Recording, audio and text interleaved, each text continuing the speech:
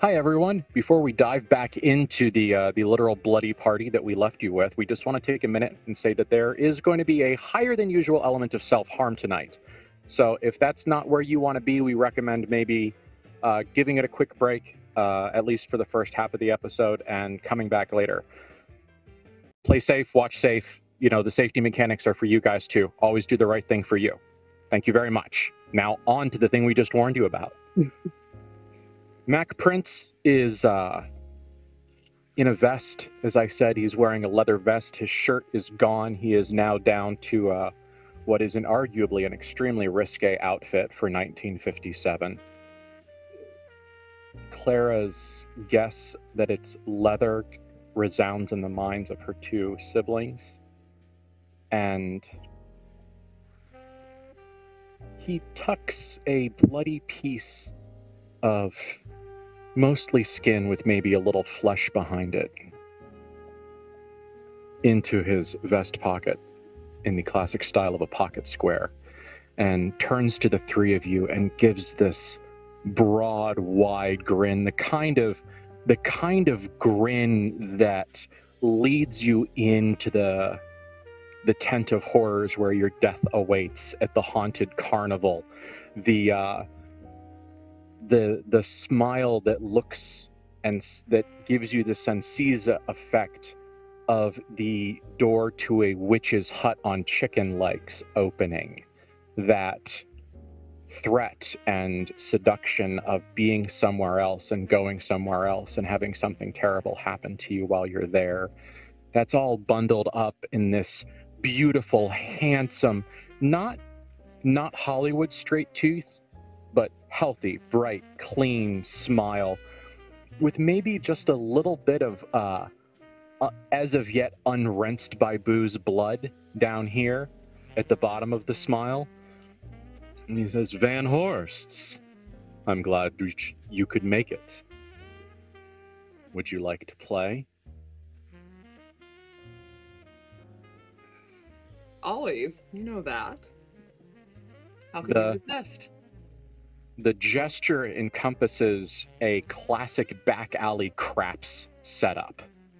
So you've got the two dice and you've got the men squatting around it. Mostly men. There are women here, but apparently, at least at this moment, this is a men's game. You see you see a hand that's wrapped in a handkerchief. You see someone applying pressure to what maybe used to be an ear, or at least an earlobe. It looks like meat is the currency of choice here.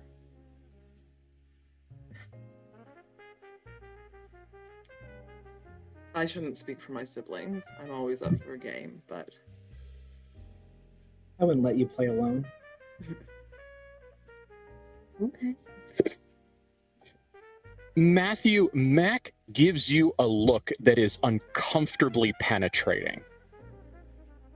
He gives you that. You know what? He gives you a look that's as see-through you as the looks your adoptive father used to give you. Oh, I don't like that. It's okay. You probably shouldn't. But what I want you to do is I want you to roll to keep it together. Not really to keep it together, but to keep your thoughts from scattering to places that might reveal too much to this person shape thing. Sure.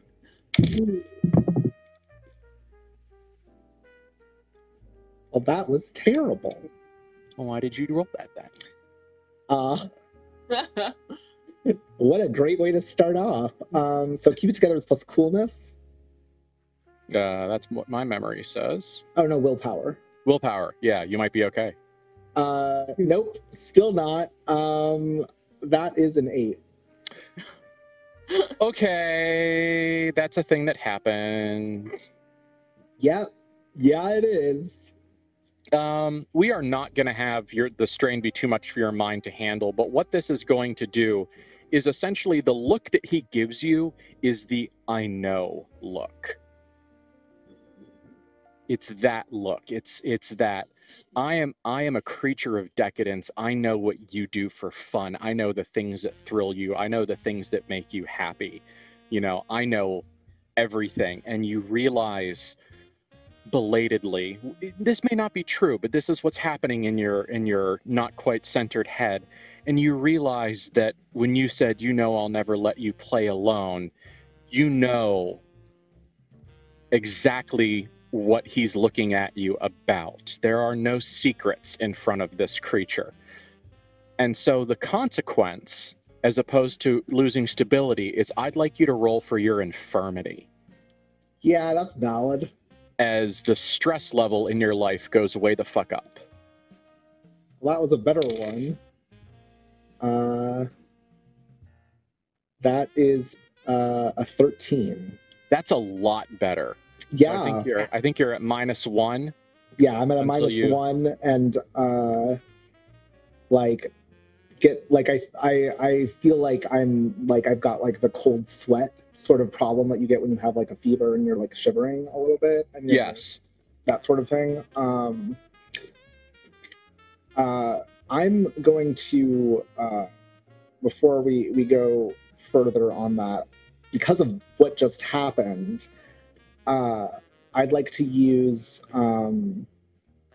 magical intuition. Yeah. Bethany, while we're powering up our sonar suite, would you like to roll Sixth Sense or anything else at as the scene gets weird? Sure would. If any of you would like to roll any of that stuff, now is the time. Sixth Sense. So that's a 21. Hell yeah. Yeah. Would have been great for that to have been my keep it together roll. Gonna just put that out there. I'm not even in the same state as your dice. Who are you saying that to? What's that? Magical intuition. There it is. Good Lord. You'd think I'd have these page numbers memorized in this book, but no, I don't store that.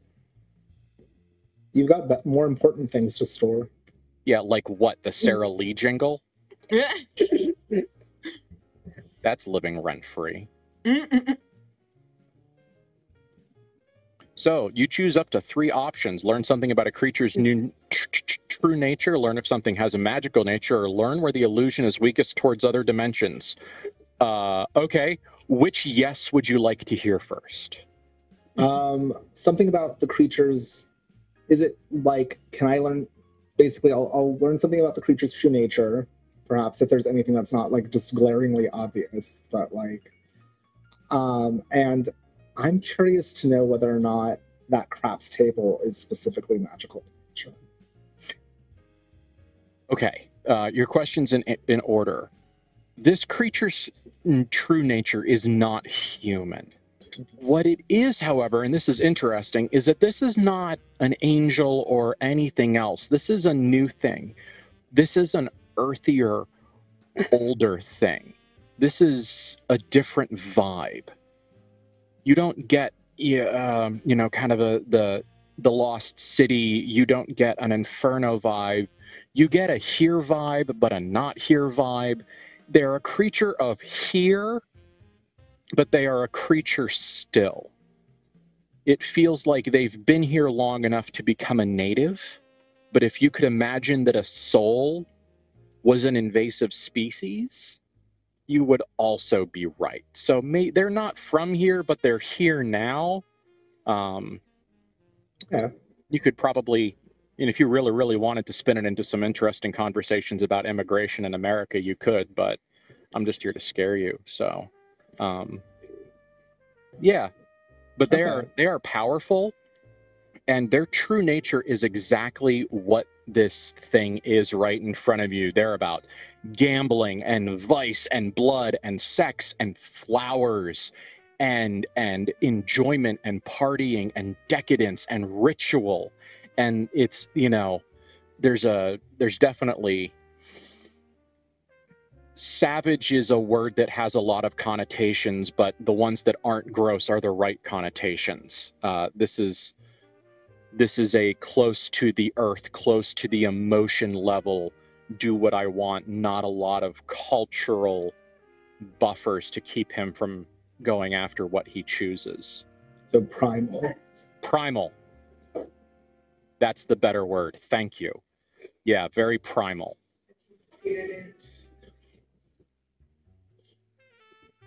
And the craps table is not by itself magical, but it is absolutely clear that when this man is overseeing it, magical things are happening. Okay. It reminds you in many ways like the bloody circle. Yeah. At the fight ring, where it's not technically magical, but there are things that are clearly aligned with a supernatural force happening here. So. Okay. Bethany, where'd you land? I rolled a 9 and plus also 13. All right. For 6 cents. So I get 2. Cents. Yeah. You want to use any now? Not yet. I would like to reserve the act first in harm. Like in yeah, it's flagged. Yeah, that one. Okay. Right now there is no harming actions coming your way. Yes, very true. I'm not going to make you use a sixth sense to identify the fact that gambling at this space is inherently dangerous. That's realized. It is more for if something happens that is not the siblings' choice. Yes. If Clara loses control of herself, then that's probably going to be a time that you could just say, yes, the danger is twinkling. Yes. Okay. Clara, are you doing anything sensory at this point, or are you just... Yeah, I'm just looking around enhanced awareness, so I'm looking at the location, and I got a 16. Oh, good for you. At least we're getting this. We're getting the data right. Yeah. And you just used the enhanced awareness. Yep. Mm-hmm. You can discern clear details regarding the location. Okay. Good news, bad news. The location is absolutely meaningless. This is a beautiful ranch house outside of Las Vegas, and that just simply happens to be where this guy is holding court. Cool. So there's nothing about the house that's special. I mean, depending on how tonight goes, Clara gets a sense that if it goes real bad, this could become a haunted house by tomorrow morning. Okay. But that's not a place problem. That's we are in the midst of a supernatural creature that thrives on gambling and vice and decadence and blood and sacrifice. And kind of everywhere they go has a higher than average chance of becoming haunted, depending on how things go. But you absolutely can, however, tell that the floral arrangements, the explosions of color and scent and life that are kind of surrounding him are a side effect of him. And you have a feeling that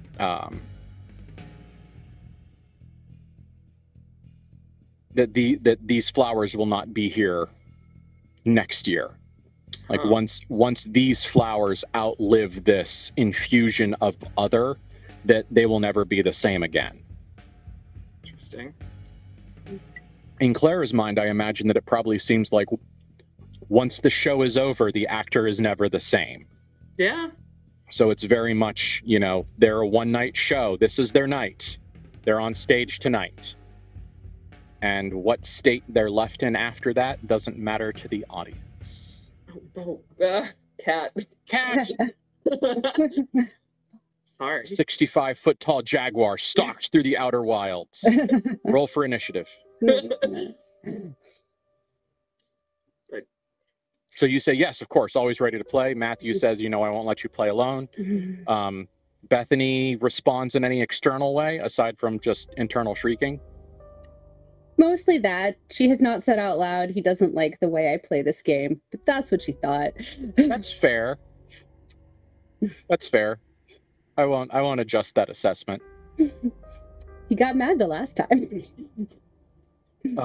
But you can see that he has looked at you and seems to bear you no ill will. Yeah. You know, there's no like, oh, and you brought her. Yeah. As a matter of fact, as you know, as things sit down, he does give you a kind of like, are we good? Kind of that like, we can return to neutrality if you agree to return to neutrality. He does that little very Yul Brynner sort of expressive face stuff. Yeah. Okay. Nod. So the game is craps. The game is street craps. It is played in the regular way. The buy-in is blood. Not a lot. At this point, the addition is merely symbolic. And you see that there are a couple of sharp objects around. It looks like there's a steak knife, so it's probably got one of those great, like, inhumanly white Formica handles. Like it's a very modern 50s steak knife. There is another knife that it's not an ancient stone knife or anything, but it's clearly a working knife that has been sharpened and cleaned and sharpened and cleaned and sharpened and cleaned. It has that, the factory has been ground off of it, and now it is a very organic vibe to it. You can see the places where a hand has held it and where the nature and style of its use has shaped it due to its sharpening. Clara reaches into her little purse and pulls out her needle. She's got them. She isn't going to be ashamed of the thing that pretty much everybody here knows she does, and goes, I don't really like scars unless it's entirely necessary. And just starts preparing to draw some blood on herself. Okay. Max smiles, and that he has all of the dealer mannerisms as well. So all of those nonverbal welcome, we're going to have a great time, you know, all of those other things he does very well. And he turns to Matthew and he kind of gives you a questioning look. Are you here to blow on her dice, or are you here to play? Which of the knives looks sharper? Oh, absolutely the old and used one. It looks sharp enough to flay the skin off an old woman. Oh, great. I love that way of describing it. No, that's not specific at all. Yeah. He will respond just by picking up the knife, and he will draw it against his inner forearm. Okay. We're not, nothing profoundly deep, just enough to enough to bleed. Okay. And of course, and it's doing it like basically surface, so that he's getting like more blood, but not like so deep that it's not going to stop bleeding. Okay. Or like that it won't be able to like clot. Yes. Which is why he's going for the sharper knife, is because it's going to be like at least an easier wound to deal with. Yeah. Yeah. Erica, do you have fake blood in your needle now? Yes. Yeah. Or that extra? I adore you. Never change. It's here. Okay. Yeah. And so do you put the whole apparatus down, or do you... Where do you want it? You just asked for blood. I keep my tool. He says that's usually my line in this like wet panther laughing growl. And he looks at Matthew, and Matthew, you see it. Siblings, it's up to you guys to decide whether or not to see it. But Matthew, you just straight up got a challenge. Yeah. He absolutely like started trying to take your woman home in front of you. Yeah, he did. Respond as unhealthily as you would like. You can see, however, all of you can see that usually there seems to be like thumbprints or hand smears or something in front of the people that are playing, and you can actually see a few that seem to have faded. It looks like they've dried up and kind of crusted away where it looks like other people have sat. So, Yep. okay. Is it a just a simple, are we squirt? Yeah, marks the spot. Complicated. All right. Matthew will swipe a finger over his wound and put it down. He does not respond to the challenge. That's fine. What he ends up, because he is not here to be primal. He is here to be in control. And that's where he's at right now. Okay. How long that will last, we'll see.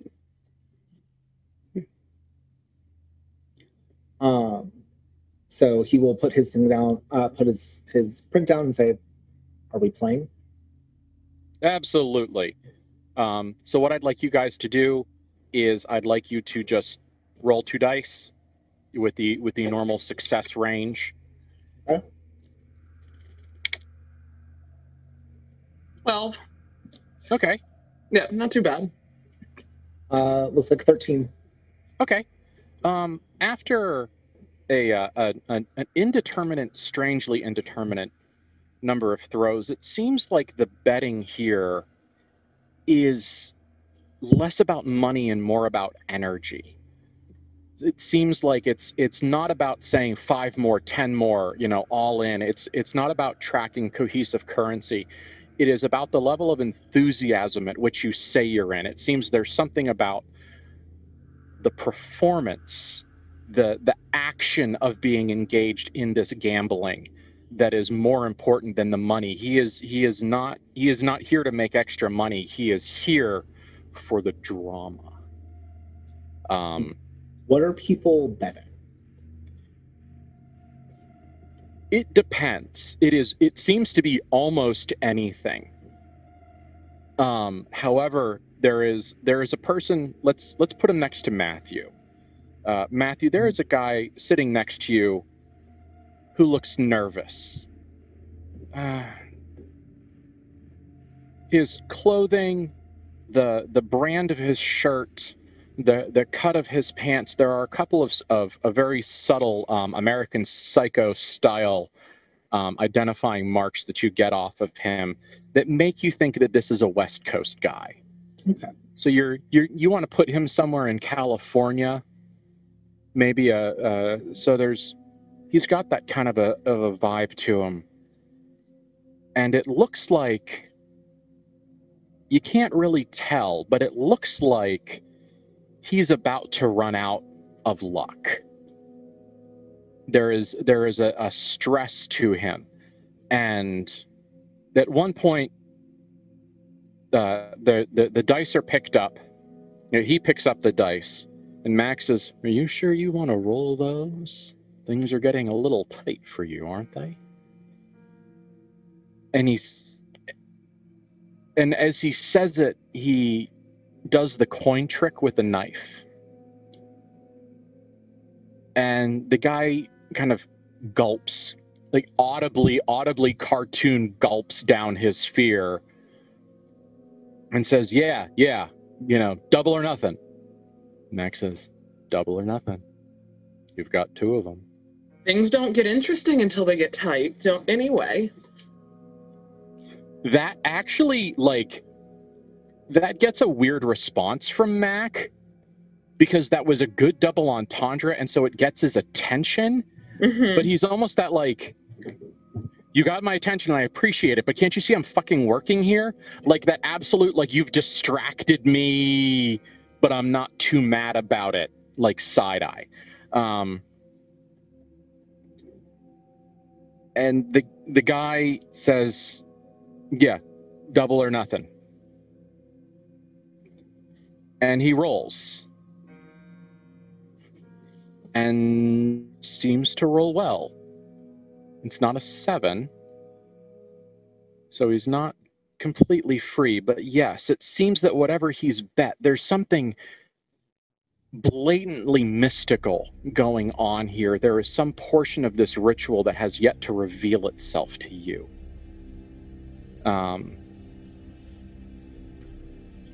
But he says, that's it. I'm out. I'm done. I'm out. I'm out. I'm done. I'm done. I can't. He is pale. You can see the terror sweat popping out of his skin. The blood has left his face. His California tan is now sitting in his bladder, and he says, "I'm done. I'm done. I'm done. I'm done. I'm done. I got lucky, and I know I got lucky, and it's not enough, but I have to get the fuck out of here." Mike says, "Okay. How about you go have a drink and think about it? We'll cash out in a little while. I don't want to chase off the new meat." And there are some really nasty laughs. There's a fat guy. There's like a very, very heavy set, thick-necked, thick-jowled guy who's got a gal that's far too skinny to be sitting on his knee for free. It's a very classic, disgusting look, and his laugh is too loud and too high and too echoey. It goes from human to hyena, and kind of seems to reverb a little bit off into the darkness and back, almost as if his laugh left his mouth and then ran away and then ran back across this pool. You have no idea what the hell that's about, but it sure as hell happened. Yep. That is a thing, and it did happen. Clara laughs with him. She is right now diving deep into actress territory and into being the perfect partygoer, mall, gangster support girl who knows how to flirt and knows how to look perfect and knows how to play the games and understands the numbers, and she is trying to completely party chameleon here. Okay. And make the party better for her presence. Okay. Matthew, what vibe are you trying to give off? Like, where are you at right now? Matthew is not a fucking actor. No, he is not. So his entire thing, like, he knows that intensity and enthusiasm are like the name of the game for this. Mm-hmm. He can't do enthusiasm, but he can do intensity. Okay. So so it's I very imagine something like the World Series of Poker. Lots of very tight, controlled body language, lots of straightforward facing, lots of controlling of the facial expressions.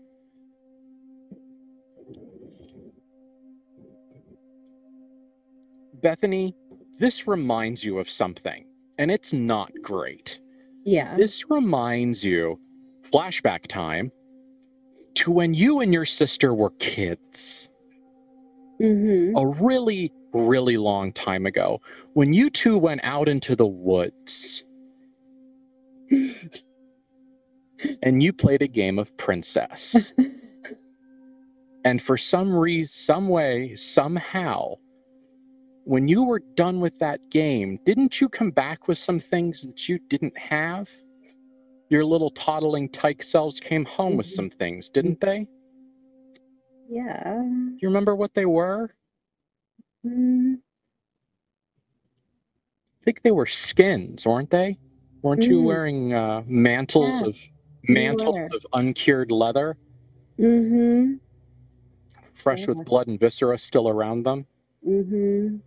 I think one of you had a crown, or was it a scepter? We had crowns.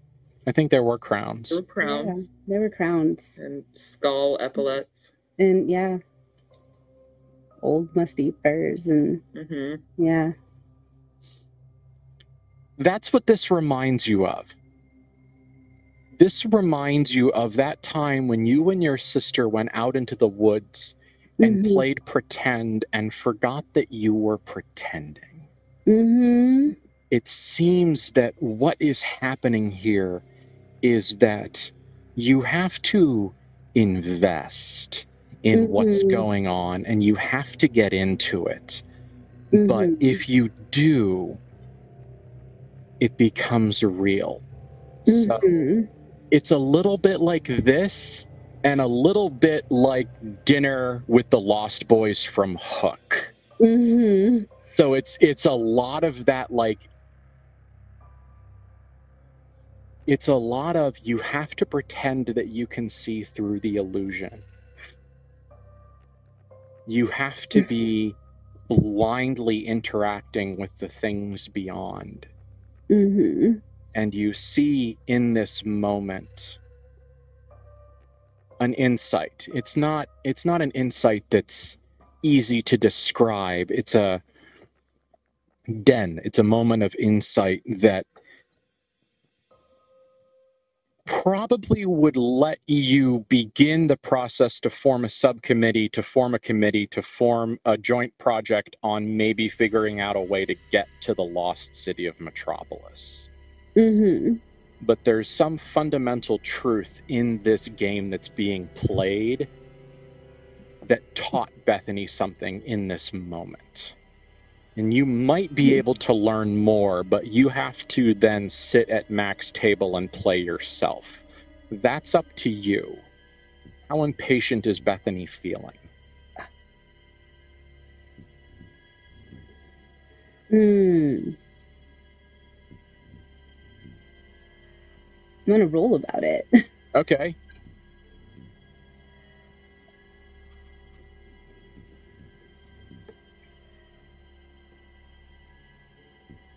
Well, I rolled a 7. I don't really know what I was saying I was gonna roll about to make the decision. Okay, but... so what's the worst possible decision that Bethany could make right now? Because that sounds like a 7. Yeah, no, well, that's to play. Okay, to play. To play knowing that you have to believe, and to then, because she knows how madness works and she knows how to convince herself about what things are real and what things are not. So to play like it's real, like the way that Mac needs them to play. You have to play like it's real. Yeah. Bethany's gonna play like it's real. Like... Okay. Yeah. So, here's how this works. You are going to roll your dice. If you get a 15 or better, you are going to, all of you, are going to gain a stability. Okay. If you roll middling, you break even. And now remember, these are not just one sets of rolls. This is kind of like a small chunk of rolls. And if you fail, you lose 2. Okay. If you hit 0 stability, something terrible is going to happen. Yep. If you are at a negative value of stability, so we're not cashing out. This is not your stability. This is an invisible little stability track. This is money. Your chips are stability. Yep. If you decide you want to cash out at negative stability, you have to sacrifice that many health levels to balance the scales. Okay. Yep. Or you can take the stability hit, which is essentially Mac takes a piece of your psyche. Oh, goodness. I already ate today. I also rolled a 7, so that didn't go well. Okay, let me get the pencil and paper. Start the Doom Tracker. Yeah.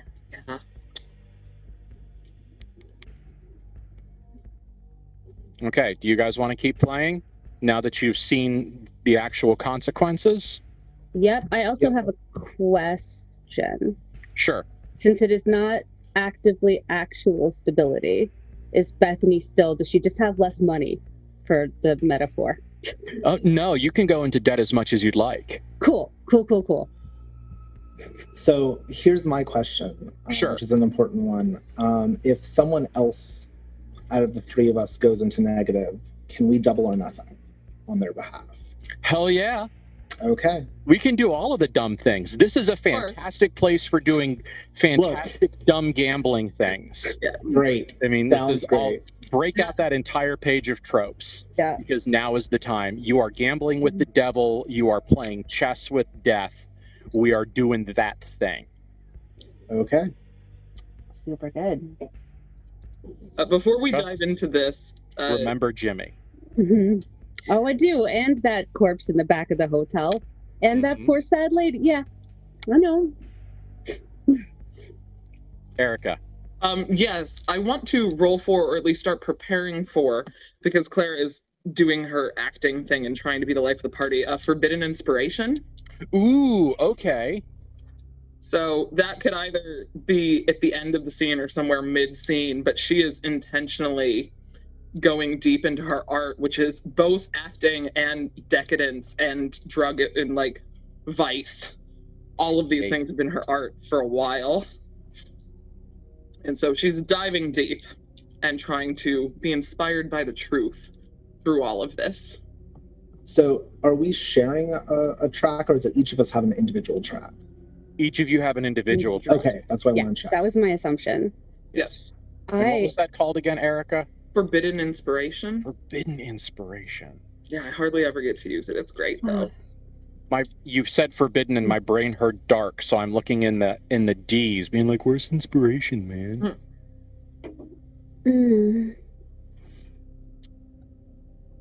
Okay. Yeah. I'm gonna say it's gonna take you 2 sets of rolls to get there. Okay, yeah.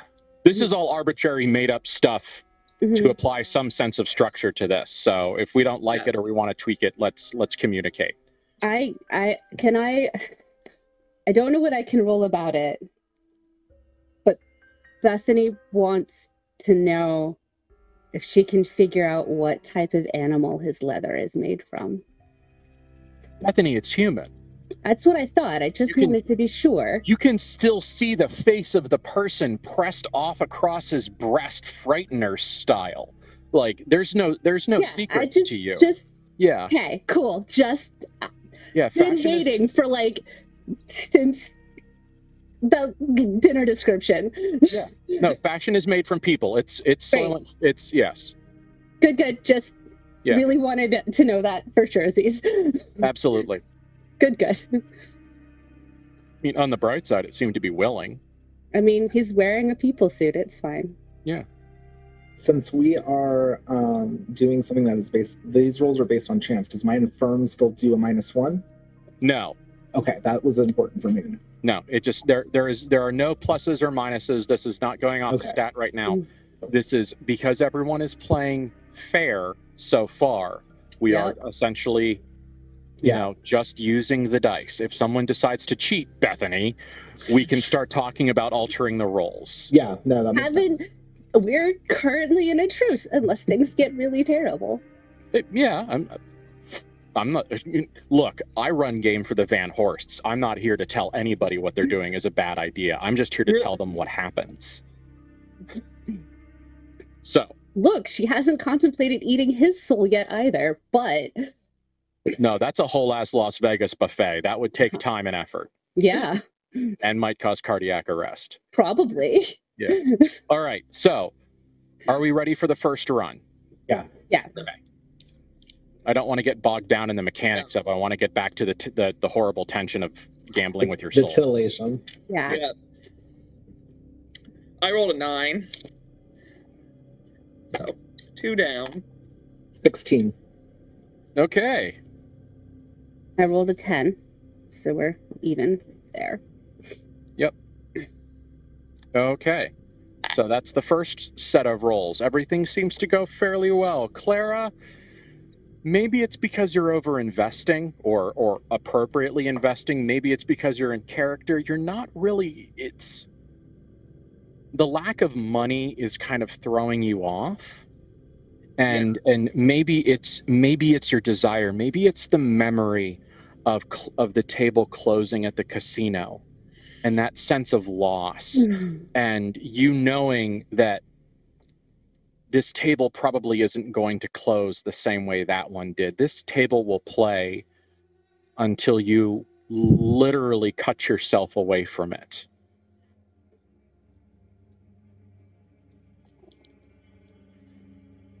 So yeah, she does a roll and thinks she can feel the tension and it's not as good. And she's like, you have to start low. Nobody cheers for somebody who's already ahead. They always play for the underdog. Come on, it's fine. Mm-hmm. Back to rolling. All right, yes, round 2. 4. Oh, Matthew. So it's 2. You lose 2 when we are under 9. Yes, the game is the game pays the house. Nice. Or whatever the house always wins, whatever the line is in favor of the house. Yeah. Bethany. 14. 14. Okay, we break even. Good job. Clara. 10. 10. Okay, we break even. All right. So far, Bethany, you are neutral. Clara is currently at -2, and Matthew is at -1. At this point, some people leave. Some other unimportant non-Van Horsts enter and leave. The spear carriers of the scene exeunt. However, Mac yells, and he yells in this fantastically beautiful, deep voice, "Jimmy!" And dead Jimmy from the Tropicana, who brought you your food on the first day, comes out. Now, this is going to be a little uncomfortable because Jimmy is dressed as a pool boy. Ooh. Like, he has the little short shorts, and he has kind of like the tight t-shirt top, and he's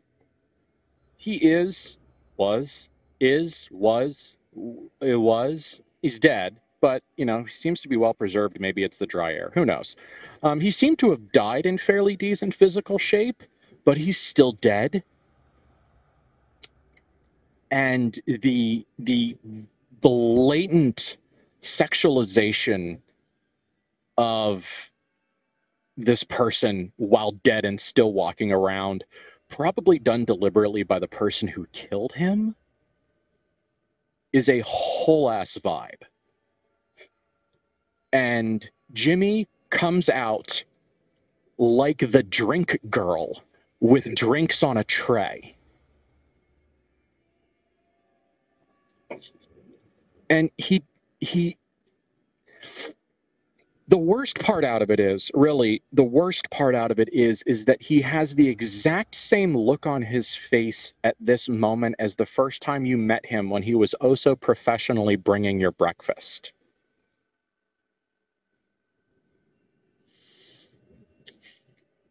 Jimmy, thank you. It's about time. Is this a party or not? And he refreshes whatever drinks you previously had. And they're all done fairly well. I mean, he's clearly had some bartender training, or at least enough to mix some basic drinks. You're fairly certain he wouldn't be, really winning any awards, but he can shake a cocktail.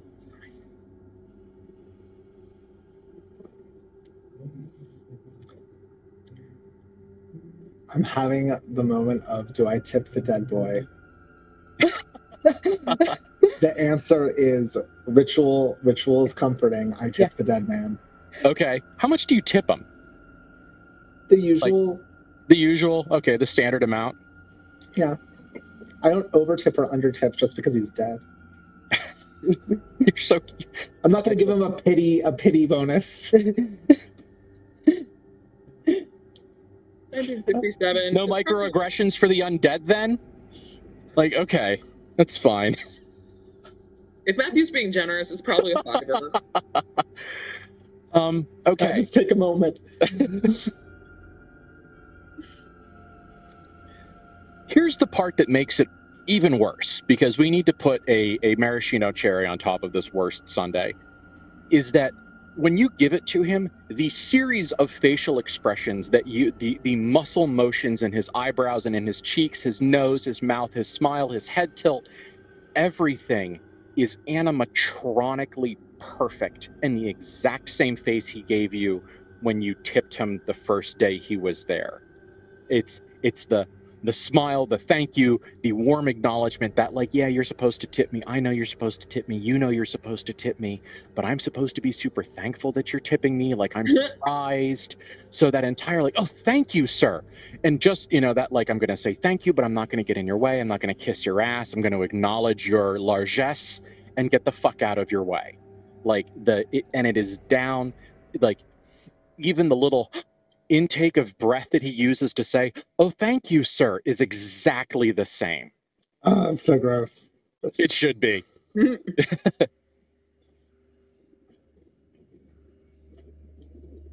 Yeah. So Jimmy leaves in his 2 short shorts and his, like,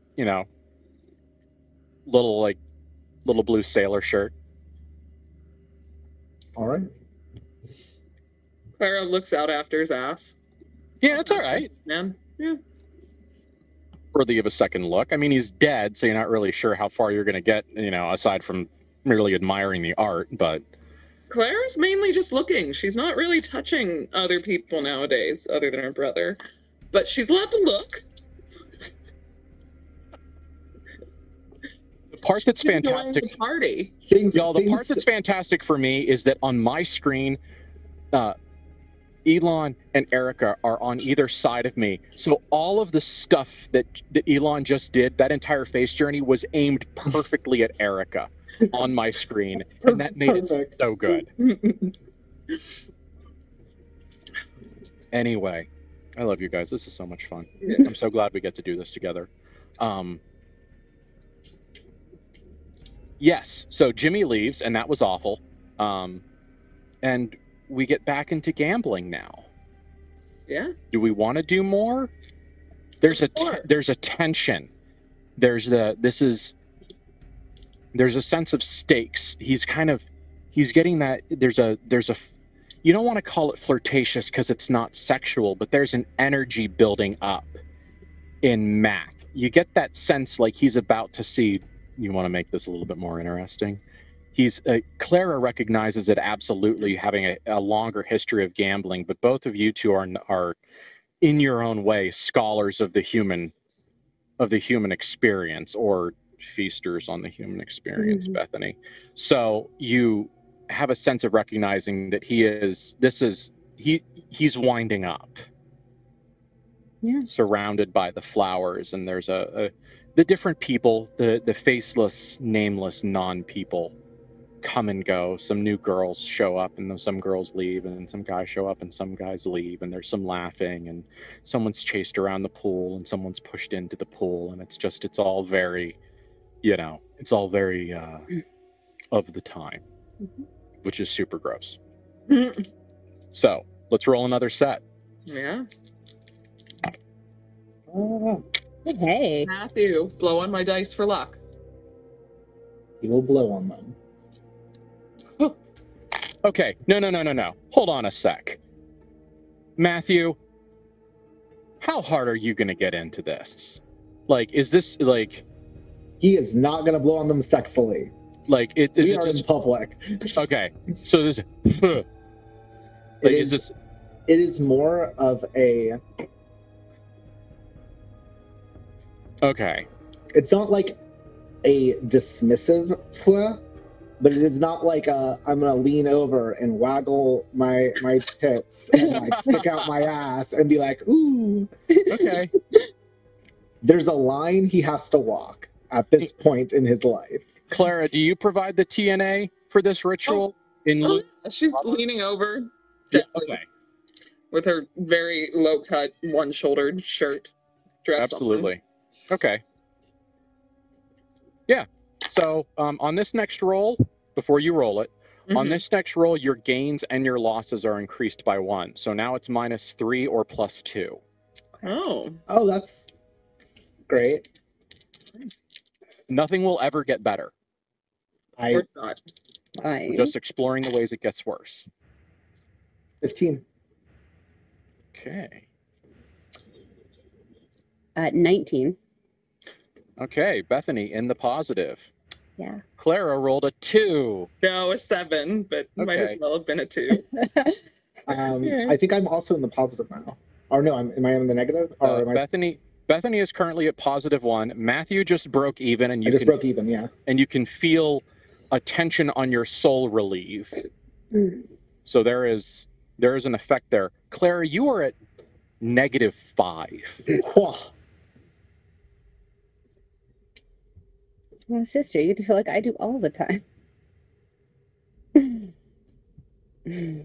I think Erica might have froze, or is she reading? No, it froze. Okay. We pause.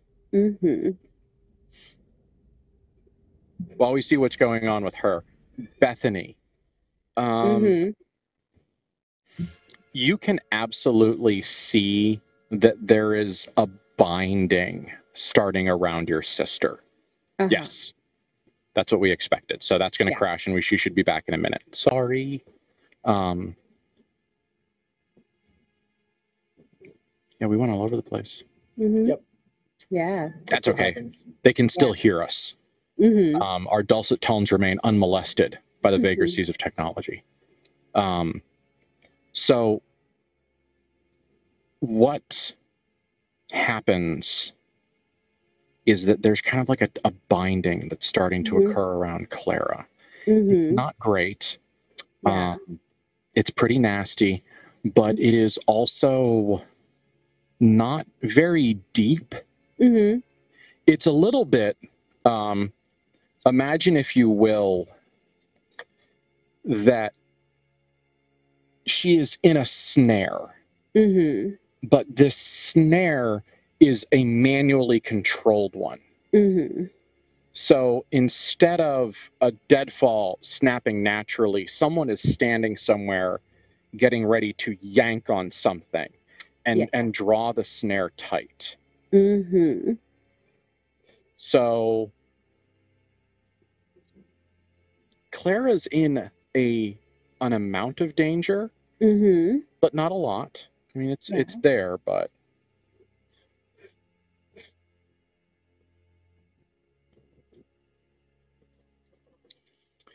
it's not the best thing that happened. No, not great. Not great. Definitely, you are entirely certain that if Clara continues on her, there she is. Yeah. That as she continues on her path of decadence. Give us just a minute. We'll get everybody back in the right spot. Welcome back. We're glad you're here. Yes. Sorry. That's okay. I mean, if you all go back to the first episode of this we ran, my entire computer shit the bed, and I had to like run back and run the game with my big green screen behind me, running it off my phone. So, you know. Yeah. We said we were going to show a real game with negotiations and consent discussions and content warnings and things going wrong. We are making sausage. Yep. All right. I'm just going to hold this. Okay. We'll figure out at break if I'm doing anything else, but Okay. And honestly, we do want to take this moment and say, Curtis, you're awesome and thank you, because we would have scrambled for 2.5 hours screaming at the top of our lungs. At least one dog would have had an aneurysm in my neighborhood if I had to try to figure this out. Yeah. So, like, yes. Tip your back of the house staff. Buy them beer. If there's ever beer on the menu for the kitchen staff, buy it for them. They need it. And it's better than the cocaine that they're probably going to do anyway. So right now, just to recap, Bethany's at +1, Matthew's at dead even, and Clara is at -5. Yeah. It's fine. People root for the underdog. She'll be fine. Yes. Yeah, and that'll work. And the worst possible thing happens. Max says, ooh, should we raise the stakes, see if we can get you out of that pit? Pure shark. Like, you can almost hear the two notes and dun.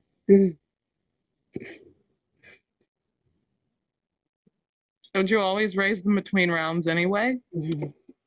Just trying to tempt me to move faster. I know your sort. I enjoy playing with your sort, but I know what you're doing, Mr. Prince. And what exactly do you think I'm doing? Tempting me to an ill fate? Ill? No. Fate? Of course. I don't care what fate you fall to. I just want to make sure that it gets here.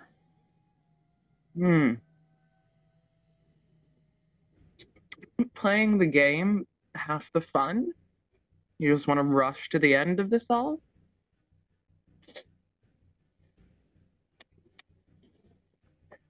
And he leans in, and there is a hush that falls over the crowd. One of those, whatever it is, at 8 minutes before and past the hour, those moments. And he leans in, and the world around you takes a breath and holds it.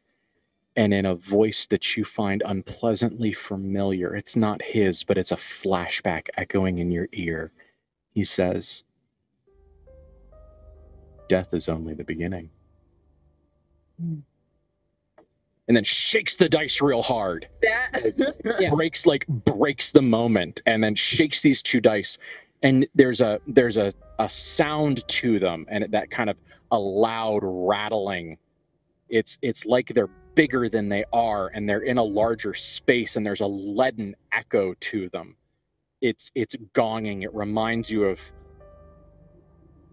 those big, beautiful, cylindrical Tibetan prayer bells, and the sound of the tomb in a pyramid slamming shut, and the sound of a rib cage cracking open in front of a cheering crowd.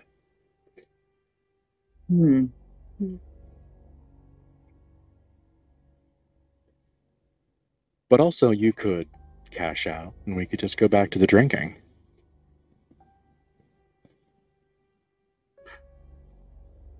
Double or nothing. You always really knew the answer. I just had to make it fun for a few minutes. Siblings, are we playing? We're playing. Yeah, we're playing. Okay. So, Clara, you're the only one in debt. So what do you think is an appropriate way in this very light and free-floating, not craps game? What do you think is the right way to represent that? Do you think it should be, 15 or higher, you're wiped clean? 9 or lower, you're at -10? Yeah, double or nothing. That's what I saw. So. Okay. So 15 or higher, you're clean. 9 or lower, you're at -10? Yeah, -10. Okay. Are either of you two going to roll? Yeah. Yeah, oh God. Yeah, we're gonna roll. Taking a moment. I have extra, and if I can use it to buy her off, I will. I rolled a 12, so still middle of the road. 10. I got a 17 this time. Oh my God. Okay. There you go. Dice Normally, editor, have to keep it interesting. yeah. It's fine. So here's the thing. So what's the winning roll in craps? 7, right? If I remember correctly, that's the pentumulate roll. That's if you crap out. In craps, normally you have to match your numbers. So your first number, if you rolled a 4, that's your point. You're supposed to re-roll the 4 before you get a 7 or 11. And if you hit a 7 or 11 before that, then you've crapped out. Okay. So if we're playing actual craps, that is how that goes. But street alley dice, which is what I feel like we're playing. Oh yeah, this is the grimiest, dirtiest, most made up bullshit. Yeah, then probably double 6s are great. Snake eyes are awful. Okay. Yeah, then it's 2 6s. The classic victory roll. And they come up now typically, and this is the moment where things get weird. Typically, a shark would get mad right now because you're not supposed to win. Mac laughs. He laughs the delighted laugh of someone who is having a great time. He doesn't seem to care. Clara is too. She's enjoying, and she goes, "Look, I told you." And Matthew and Bethany, you are the two somehow more stable heads. Yep. At this Yeah. literal bloody tableau here. Mm-hmm. And both of you get the distinct sense of, you know, the wings of death fluttering away. Mm-hmm. That could have been I wouldn't say that it would have killed her, but it certainly would have been a life-changing experience for your sister. Yeah. She and Charlie Daniels, man. You don't win them all. But when you win, it's good. So he laughs, and he seems to be very deeply entertained. And he says, all right, you've played my game. Let's talk. Let's get some drinks. Matthew, you want a girl? I'm fine. Clara, Bethany, boys, girls, Matthew, a guy? Anything? I'll have another drink. Another drink. All right. Lubricated whistles all around. Can't believe we're done with the game. This is an intermission. So you've played, you've come, you've played my game, you've made your offerings, and now, benevolent creature that I am, I hear your petition.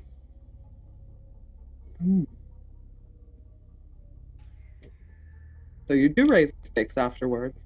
Good. It's not about winning, it's about playing. So let's get some drinks and let's go somewhere moderately more private. And by moderately more private, he literally means on the other side of the pool. And he reaches down into the bush and smacks at something. You hear the distinct sound of a hand like smacking an ass. He's like, get out of here, you two. I need to talk to somebody.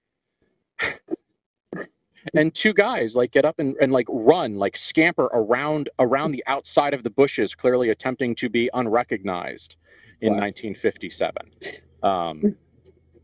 But he doesn't care. And he doesn't want them to stop, which was something important. He just wanted them to keep going somewhere else. And so he lounges and he sits down, and while you're there, Jimmy comes out and he's got a little wash bucket. And he's got a little scrubber, and he starts scrubbing the blood off. Apparently that's how they reset the tables here at the pool. Fair. Yeah. Yes.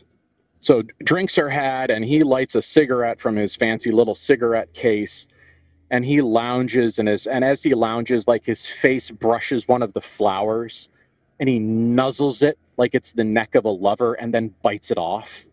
And chews it kind of contemplatively, that kind of and swallows, grins. Just okay. He's a lot. He is a whole lot. He's a lot. He is exhausting. So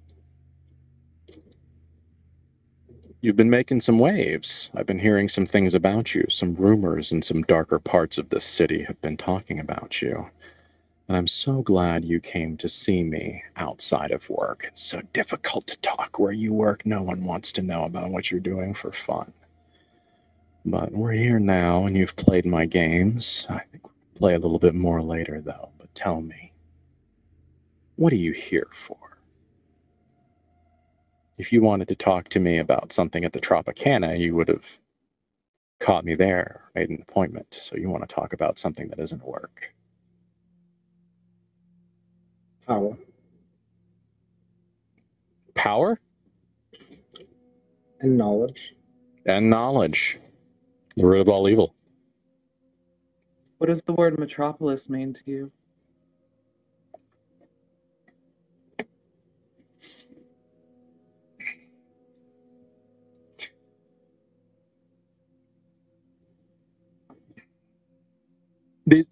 You probably couldn't see because the bottle was over here, but he like stops. His drink glass hovers a quarter inch above the ground, and then he sets it down. And he leans back and he scratches where his, because he's off hours now, he seems to have spontaneously manifested a perfect, haven't shaved for a day fuzz. And you can kind of hear that very, very like masculine beard scritchy noise as he scratches at his chin, he scratches at his cheek. He doesn't do the sage thing. He's over here, and he thinks about it, and he sizes you up. And then it is that it is that moment, Bethany, where your sixth sense starts to flutter. Mm-hmm. And it's not so much that danger is coming, but this is a moment that is going to shape things. Mm-hmm. There is an amount of leverage in causality that is on this moment. And as the vizier of your family, you are going to have to try to prevent your siblings from assigning you all to some ancient and distant doom. Yep. But it is a whole thing that is happening here. Mm-hmm.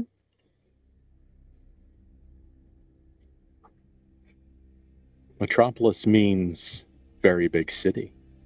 It means strange, aggressively edited German movie. Mm-hmm. It means the city on 7,777 hills forgotten by its own species, warded by its jailers.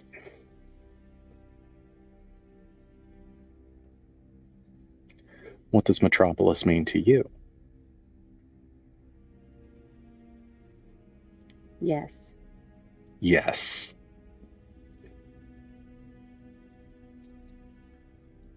He gives you an annoyed look.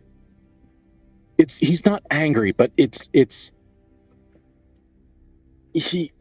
wants everything that Mac does has to be decadent or interesting or entertaining or satisfying or fulfilling. It's minimalism is offensive. Brevity is a sin.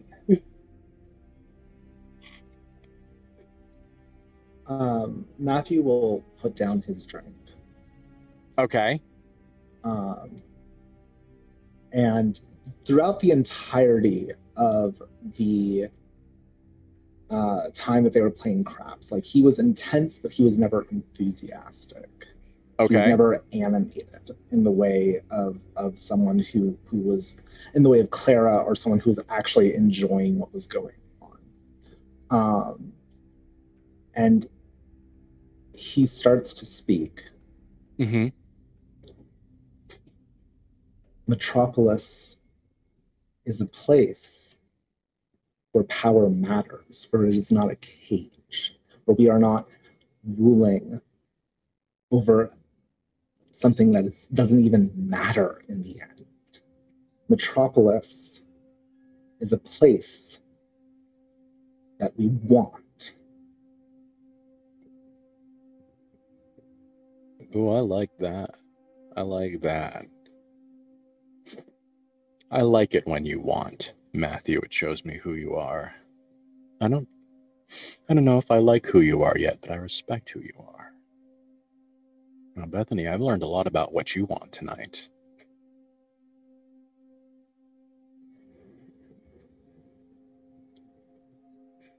You humans stink. So, you want to visit? You want a poster? You want a postcard? You want to buy the house? You want to take the whole fucking place over? And what do you think that me, myself, and I, and all of my various decadences would be able to do for you? It's impossible to break open the bars of a cage if you can't even see it. You understand this more than we do. We want to be able to speak with you on what you know.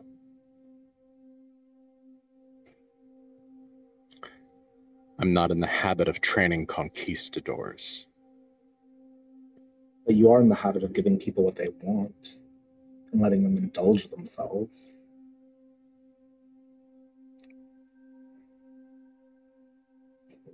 I'm in the habit of getting what I want. These things aren't mutually exclusive.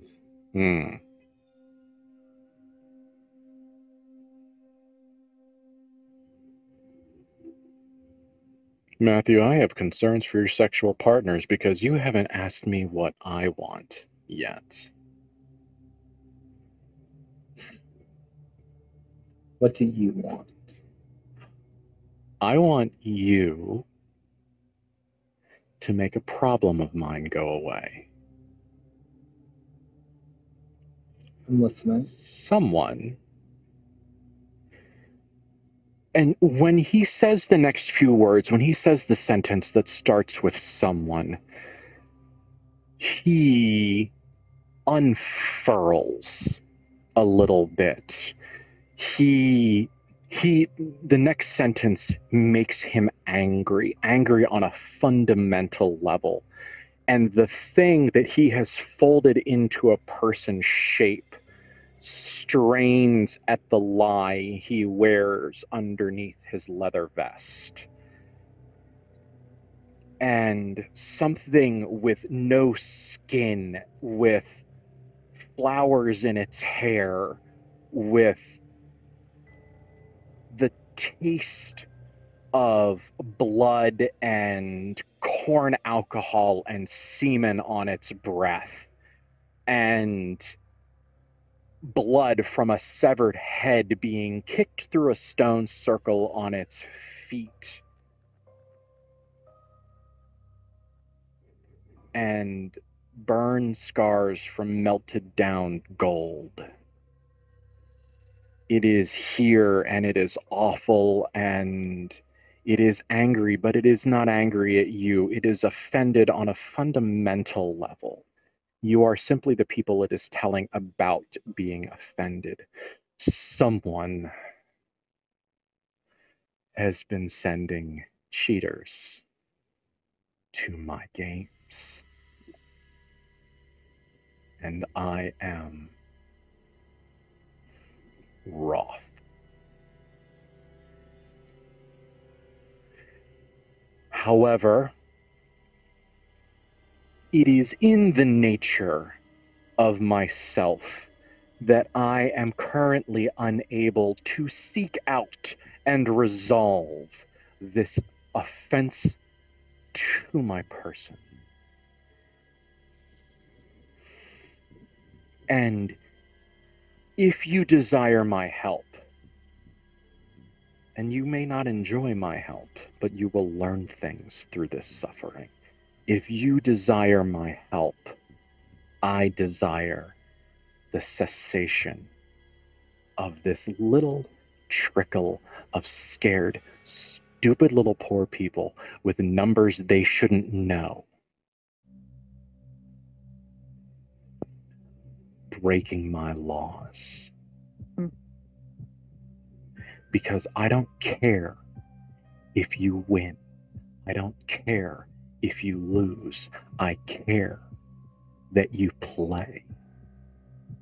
And if you come to me with an illusion of play, it hurts me. It hurts me, Matthew. Right here, where someone else's heart is.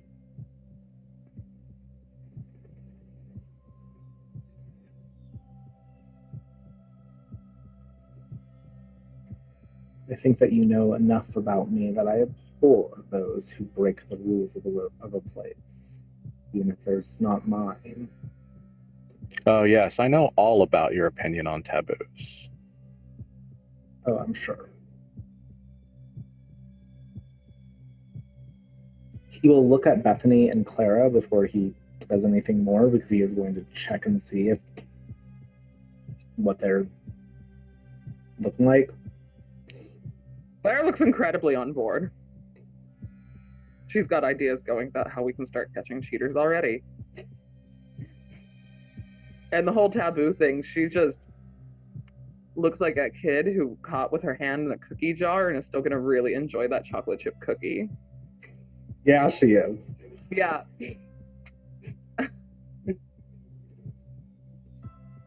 Yeah, Bethany gives a little nod. And it seems we have a deal. Ooh. And he sighs and he holds his head in his hand. And Matthew, the look he gives you is one of longing, of the look of someone who knows they're going to get turned down, but they can't help but ask. And he looks you and he elevators you, Matthew. Yes, he gives you the full up and down. And he says, oh, God, we're just going to shake on it, aren't we?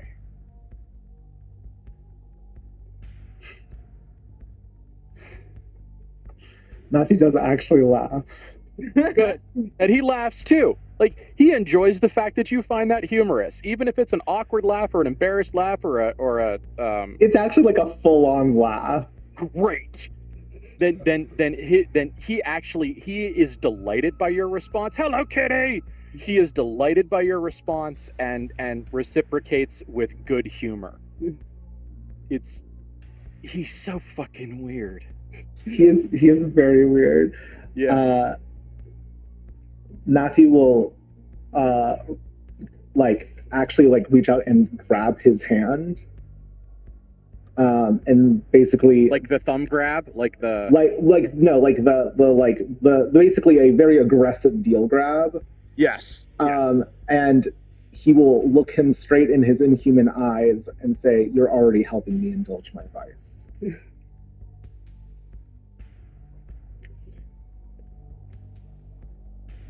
Because, let's all be honest. Matthew has two vices, and those are Clara and power.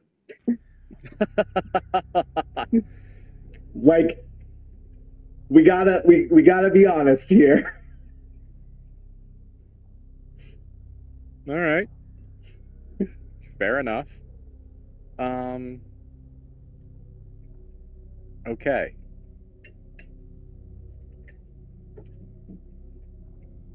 All right. Okay. Bethany, do you have any external commentary to add, or just kind of your internal screaming?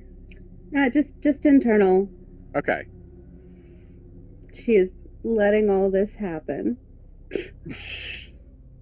Watching. Love you, Bethany. I will let the dumb shit flow over me and through me. Once it is gone, only I will remain. Okay. So he laughs. I mean, it's definitely there's a camaraderie moment there. Mm-hmm. What's the word? Jouissance, the pleasure derived from someone else's happiness.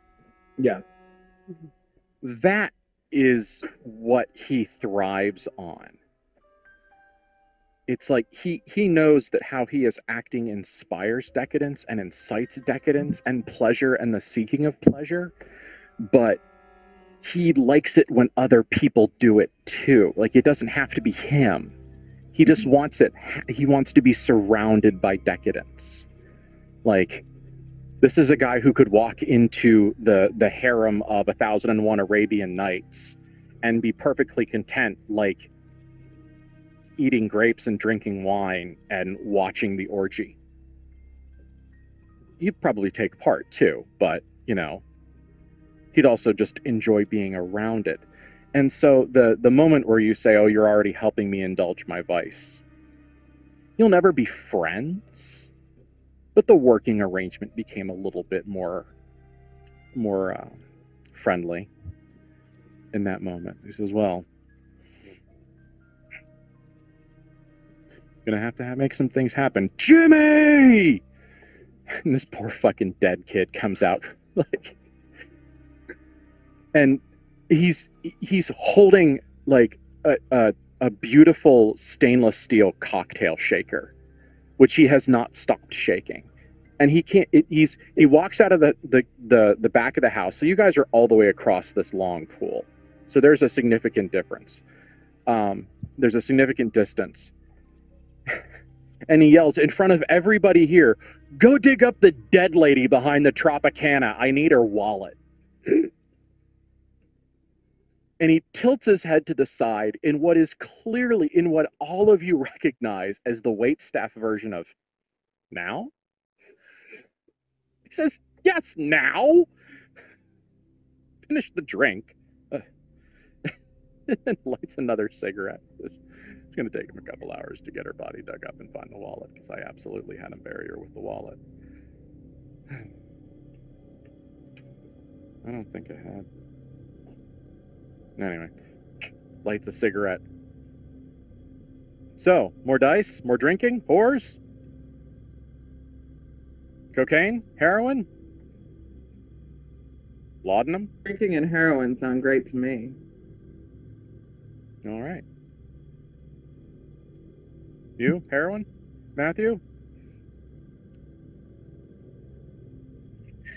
I'll stick to this. Bethany, do you want someone else to drink? Maybe. Well, let me know. I've got some people I don't like here. And he walks away like the host of a party, like waving and saying hi and shaking hands and, you know, like doing like, "Look at this fucking guy right here. I love this guy." Like, it's so weird, because it's like as soon as he turns around, he turns back into that guy. If you've ever seen the pictures of the Rat Pack in their party going heyday, how there's always at least one person you don't recognize next to them. You recognize Sammy Davis, and you recognize Old Blue Eyes, whatever his name is, because apparently I didn't store that number.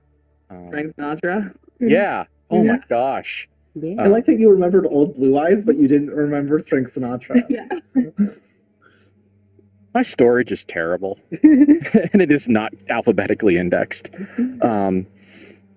Yeah, so there's always the pictures of them, but always in the background, there's a couple of people who are there and they're having fun. You have a very firm sense, as a brief aside, that in about 60 years, there's going to be a lot of pictures with Mac in the background. You know, just hand on his stomach, drink in his hand, laughing. He's never going to be talking to anyone important. He's never going to be on the focus of the camera, but he's always going to be there. You know, it's going to be one of those people that, like the historians of Las Vegas, go, "Man, he was everywhere. He knew everyone. Why didn't anybody interview him? How come we don't know anything about this guy? When did he die? Did he die?" Anyway, that's a different game. But yeah, so looks like Jimmy's going to go take his little pool boy outfit and go dig up a fucking body. That's fine. That's fine. Clara's still gently stuck on someone else to drink. She's just been giving Bethany a very curious, worried look. It's fine. Bethany just definitely has, like, "You have to ask me if you want me to tell you about it" look on her face. Matthew has the look of someone who's like, "Oh, we're going to be talking about when we get back home in private." That's happening. Bethany's definitely having somebody else while she's here. Matthew is that guy at the party who, like, will, like, mingle and do stuff, but will nurse that drink for, like, the entire fucking party. It's just the equivalent of that at this party is nursing, like, 15 fucking drinks. Yes. Yeah. Like, Yes. It's not that he's not indulging, it's just comparatively. Yeah. You're like heat normalizing your liver. Like it's Essentially. taking Just time. I'm letting it brine. Yes. the slow patient process. It's a braise, really. Yeah. Okay. So some conversations are had. Of course, some unimportant ones. Some friends are made. Some heroin is distributed. Does Clara try to go back to the craps table? Oh, yeah. Oh, Clara's entire intention is doing drugs, having far more drinks. She can't fuck Matthew in front of everybody. So only other vice left is gambling. She will party the night away. She is slowly tipped over from like the acting like the party girl in the mall, in the gangster mall, to being the party girl and having a grand time. And we finished business, so she's just somebody's gonna have to drag her possibly passed out and or puking ass home. Hello. Is it me you're looking for? Like, Matthew, why didn't you like indulge in some drugs or something? Because I knew this would happen. And I needed to be ready for it. Yes. Because Clara doesn't know it's Trust Fall night yet. Mm-hmm. It's always Trust Fall night with Clara. Less. But yeah, she's getting sloppy. Yeah. Okay. So let's roll 3 of those rounds and see where you end up before anyone stops you. Okay. Yep. I was an 8. Okay, -2. I was 19. Okay. And a 7. Okay. So you were at -3. You owe the table. Mm-hmm. Bethany, do you actually ask Mask for a partner / meal? Or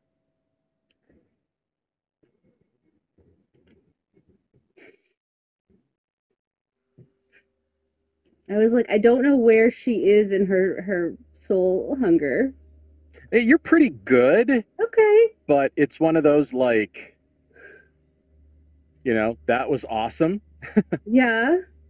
Yeah. Yeah. No, the thing is that it's here and it's available. It's people he won't like. She won't get into trouble about it. I mean, the If she howling black hasn't- void inside you is as big as the one outside in the desert. So really, I mean, Right. And if she hasn't noticed that Clara's being real stupid over there, then yes. yeah.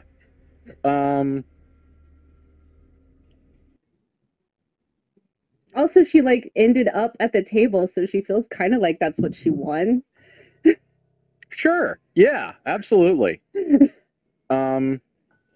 So you are presented with approximately a half a dozen people that Mac is like, if none of them survived the night, it wouldn't really bother me. Okay. Because people are things. Mm-hmm. Correct. So, Mhm.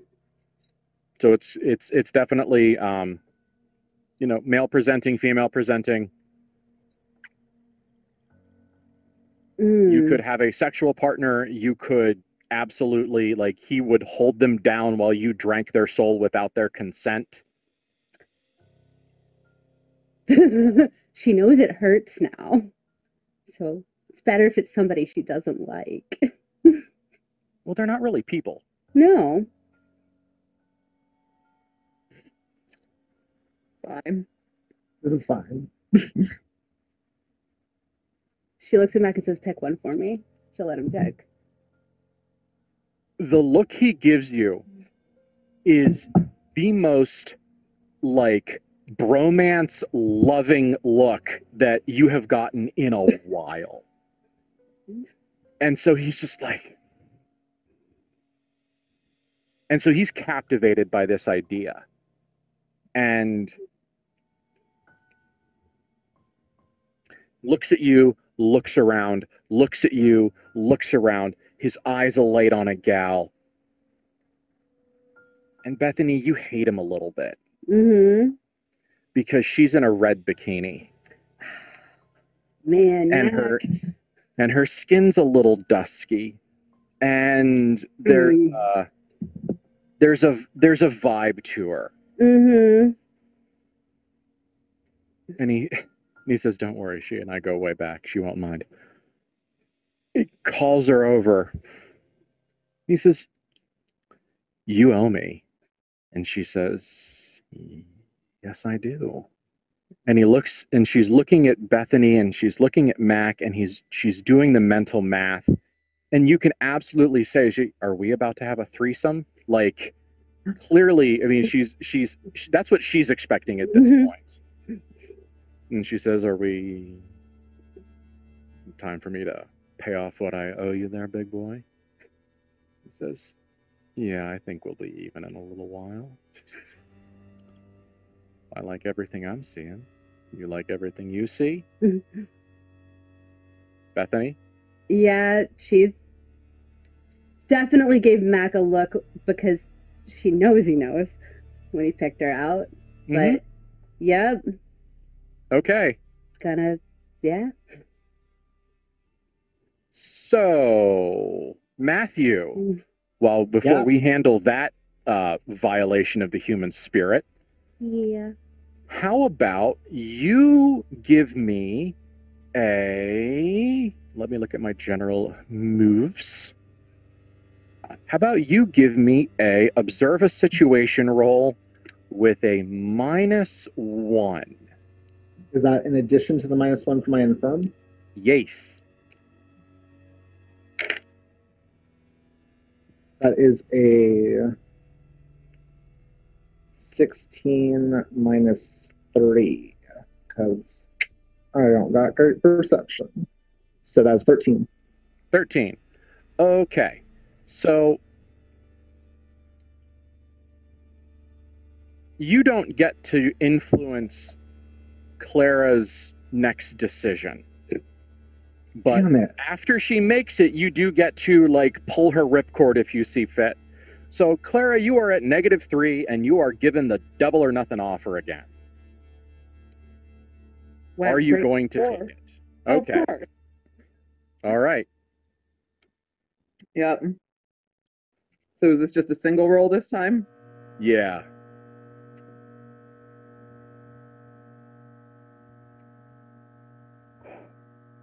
The 9. Yes.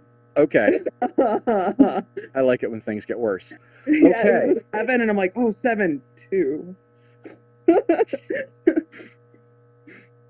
And would that be going straight to -10, or would that be going to 6 since it's double? -6? Okay.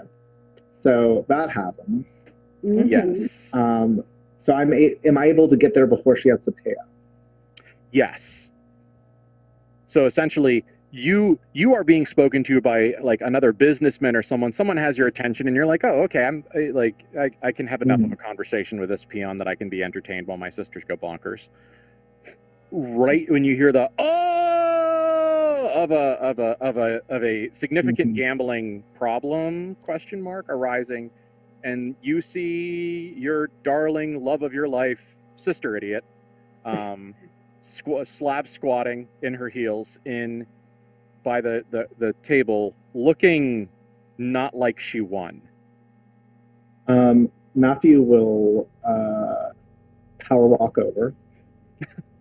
And when I say power walk, I mean really run. He will hustle himself over, is a good way of putting it. And because he's just like running in, like he does not know how much she is. But he knows that there was just the big yell of like, oh, what? There's just like the big yell. And so you've been gambling. Like you know what a significant change in fortune sounds like. I know. What I'm saying is he does not know the exact, and that is important because knowing the exact wouldn't change what he's about to say, which is basically, looks like we're cashing out. I'm taking the debt. No, this is my decision, and I haven't lost everything yet. We could do another double or nothing. No. How about this, Claire? Sure thing. I'm still going to pay the debt if you do.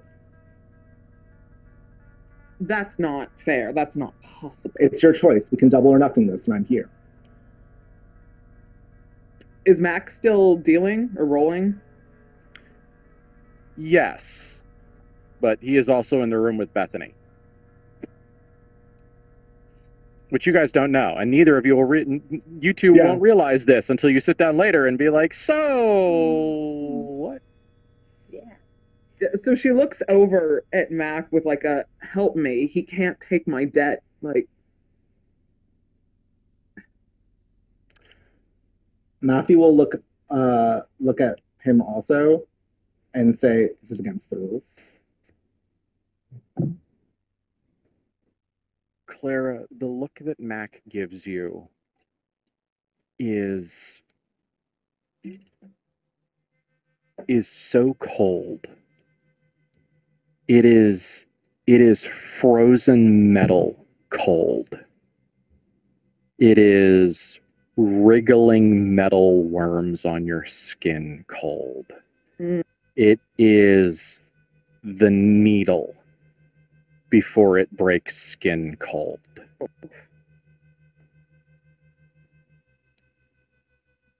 And he says, I wouldn't mind watching your brother suffer for you.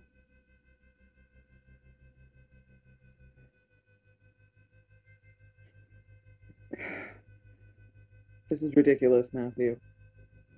One more roll. It's up to you. Before we make that roll and we find out exactly what crimes against humanity Bethany plans to commit, do we want to take a quick break? Because we're right at the timer. It's 20 to 10. Do we want to break or roll? I kind of want to break right after the roll. Very That's good. me. Yeah. Okay. Okay, Yeah. cool. So we'll climax, then break. All right. Bethany, possibly literally. Unless Clara doesn't want to roll, and that's okay. I don't want to take that choice. When Clara said no. Hey, you know what? Just because the answer is probably yes doesn't mean the check-in was always the good right to thing. always good to check Yeah. it. Yes. No, and Claire wants to go, we'll split it, Matthew will not say anything. of course. And then she rolls. We'll split it. She looks at Matt when she says that, and then tosses the dice. Of course, one fell off. No. Oh no! It's a 9 again. Well, Okay. Leave you two alone at the table for not long. Why? fine. Everything's fine. Yeah. Okay. Bethany, you are alone in a room with a unpleasantly accurate simulacra of your red lady and Mac. Yeah.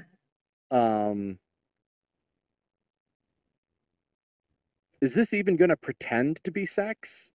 Are you going to enact all of your pent-up desires on this poor thing? Possibly. No, if Mac only wants to be an audience, then yes. If he wants to try to have sex, no. He's here for you. Yeah, no, audience is Like fine. he'll just wave a palm leaf and be perfectly fine. Then yes, Bethany knows slightly more what she's doing now, as she has done this once before tonight, and is going to enjoy herself. Okay. Did we want to break? We said we were gonna. Yes. Okay. Because I think that we need to take a break, Mhm. and then we'll find out exactly how literally fucked the Van Horsts are. Yeah. So we will see you in a few minutes. Yes. Okay. Good Lord. Bethany, the how should we say, the coital part of your satisfaction is drawing to a close. And now comes to the second consumptive part of this evening. Do you consume anything physical? This is only the second time you've ever eaten a piece of someone's soul. So this is really, I mean, this is when a serial killer would start developing their methodology, really. So Do you have any methodology right now? Is this a purely mental act? Do you do the old like breath stealing vampire thing? Are you going for blood or? I think it's not really going for blood and not actively going for flesh, but she like bites into her shoulder right around the clavicle. Okay, the good stuff up there. Right at the delt there, yeah. Okay. And you draw. Mm-hmm. Okay. Well, she makes a significant series of noises that went from, oh, we're not done, to, oh shit, what's happening, to whatever spaced out on pain. It sounds like when someone bites through your fucking deltoid. There is a moment, Bethany, where you feel a sharp pain right about here, kind of in the meat towards the top of your breast. It is a very distinct pain. It is the pain of teeth sinking in. And it's this very strange moment where you are biting and someone else is biting you. And you are on top in your situation, but you can also feel some kind of a pillow or something supportive on the back of your head and on your naked shoulders. And you can feel that very distinct, the rummage of sheets down by your feet, but not your feet, but your feet. And there is a bite and then there's tongue. And you are having trouble saying that it's unpleasant. And as you eat not the person that you wish you could be consuming, there is an inversion of this happening to you at the same time. And this lady doesn't die, but it gets a little close. And when you look in her eyes, you see her in shock, in fear, exhausted, drained, changed, traumatized by what you've taken from her. But there is another face, a very similar face that's above you, and where she is below you, you are above her, and she is above you. An inversion of what is happening. And the lady in red is above you. And she smiles with a bloody mouth. And there are fangs that reach all the way back. Not cutesy little fucking interview with a vampire fangs.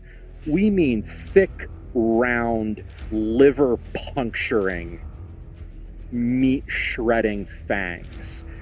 And she smiles at you, and her eyes reflect distinctly that buzzing yellow light of shitty industrial lighting. And she smiles, and she's got sweat on her, and her hair is mussed, and she purrs. Not, and I don't mean human purr. I don't mean that cute, sexy thing. I mean full down here, using predator organs that humans don't have. Purrs an absolute delight and says, "That's my girl."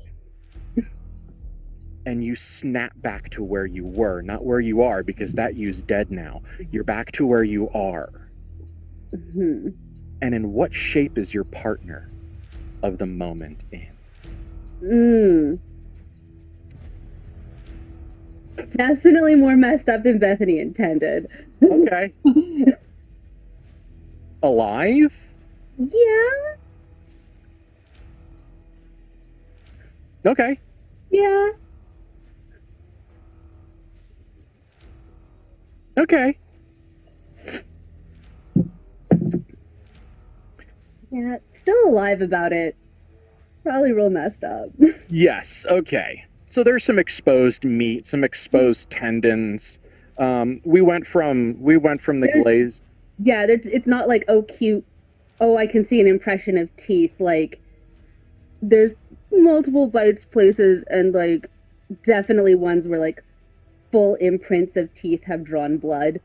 Yes. And things, yeah. And yeah, some more exposed flesh than was intentional. Mac gives you this incredibly satisfied look. If he was a cat, there would be both cream and canary feathers dangling from his beard. And he says, you should probably wash at least half of that off before you leave the room. And I shit you not, throws the lady's dress right over her face. Like he doesn't even care if she's alive. Yeah. And he clearly has no intention of providing her with medical care. He just throws the dress you pulled off her over her face and like wipes the sweat off of him very quickly, takes that like need to reset and walks out. Okay. All right. So how are you two evening up? Mac looks at you and says, you say you're done, you're cashing out. There's a balance here.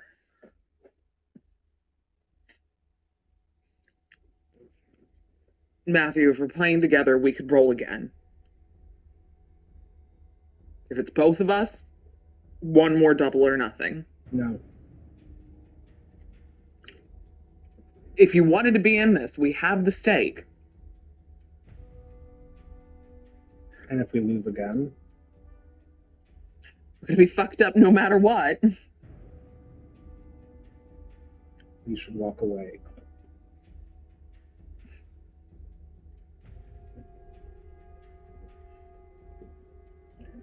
I'm just saying, we've lost no matter what. We're going to be fucked no matter what, at least for tonight. We could at least get out slightly ahead. You're the one that walked over here and wanted to be a part of the game again. I was perfectly content playing alone. When she says that, he grabs the dice. Okay.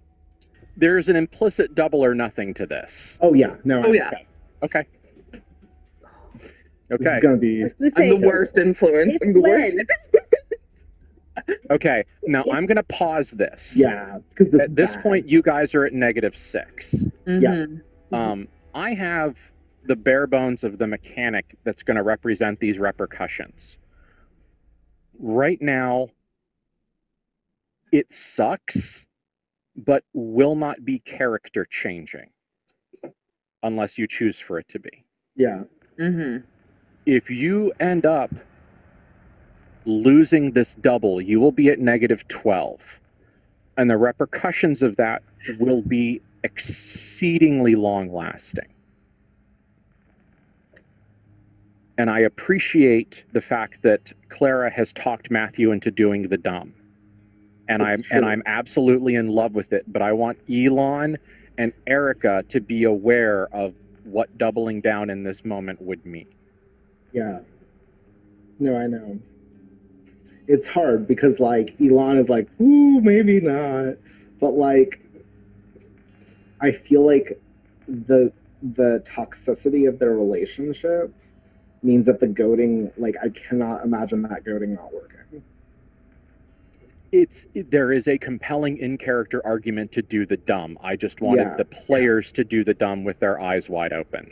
If Alon wants to tap out, I mean, Matthew, like, it's going to be physical harm, and it's going to be physical harm to the person he loves and himself.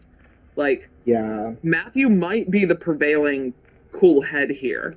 Clara is full deep into addict land, deep into poor choices land. Like, I, as a player, Clara's going to go down this path, and if it irrevocably changes her, hurts her, I expect that, because that is a part of playing an addict, playing somebody who is so deep into their addiction that it is going to start ripping their life apart one way or another.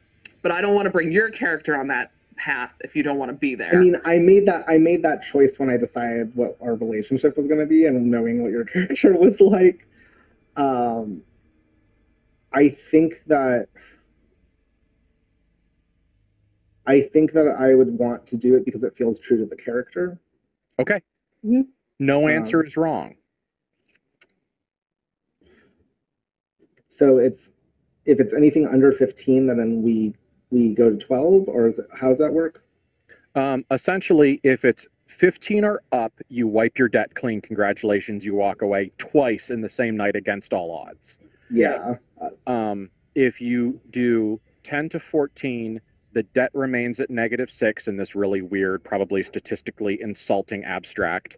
It remains at -6, and you have to cash out because this sounds like the end of this piece of this. One way or another. Yes. 9 or under, it doubles to -12, which will be a significant repercussion.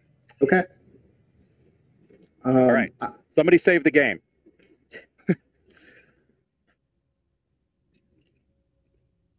So I am doing this with a little bit more deliberation than Matthew is. Matthew literally grabs the dice and just throws them. Perfect.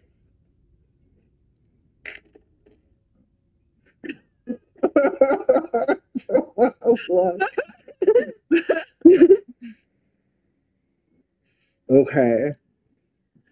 So that is that's actually very frustrating. That's a 6 and an 8, which means that it hilariously is a very dramatic moment that does not do anything to our situation. No, that okay. means that you can cash out right now.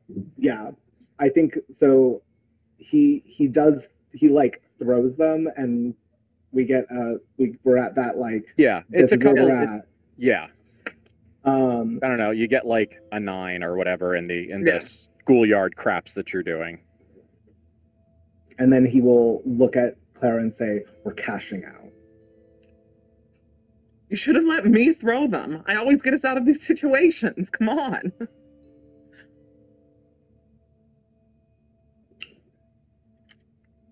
Okay. The fast cash out is blood. The hard cash out is debt. Jimmy owes.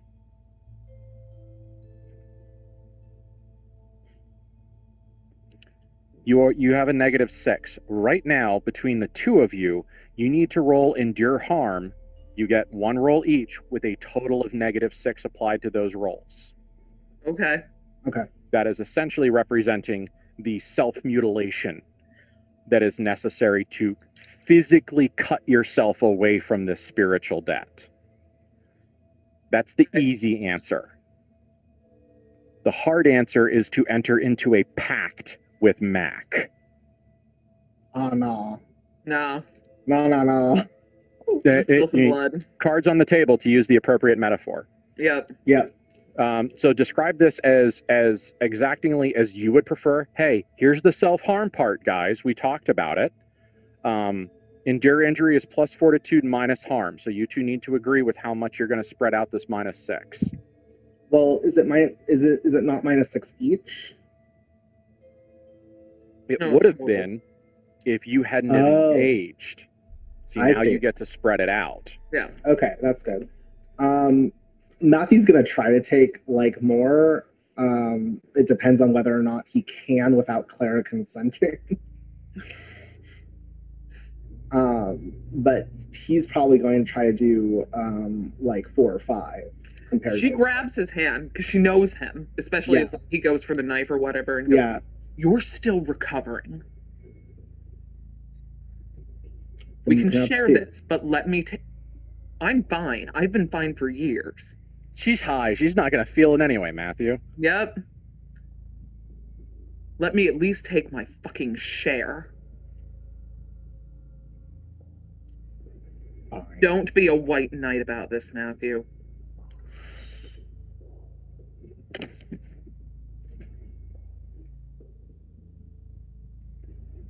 I'm gonna roll for endure harm real quick. Yeah. Okay, so how are we spreading it out? -3, I think -3? it's going to be -3, -3. Yeah. Okay.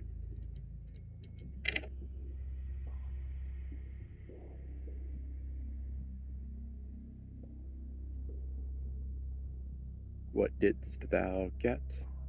I got a 15 roll, so that's going to be a 12. Unless I haven't... When my computer died, I lost all of my things that were open.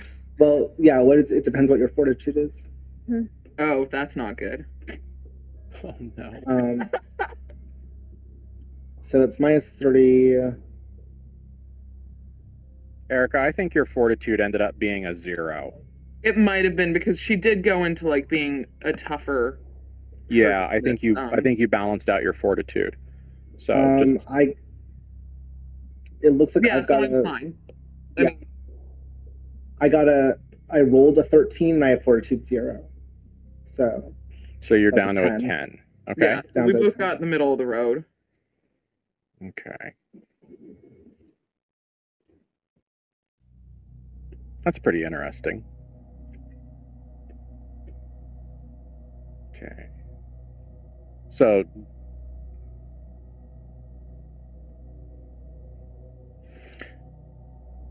oh my goodness.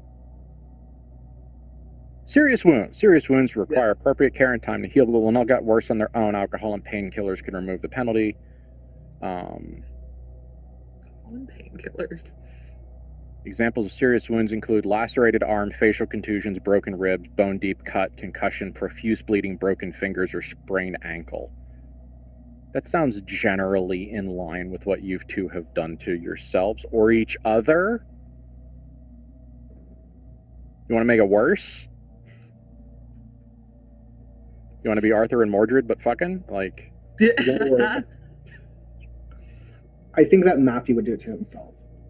Yeah, I can't see Matthew stabbing. Yeah.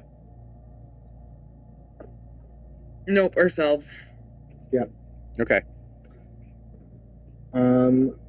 So yeah, I think that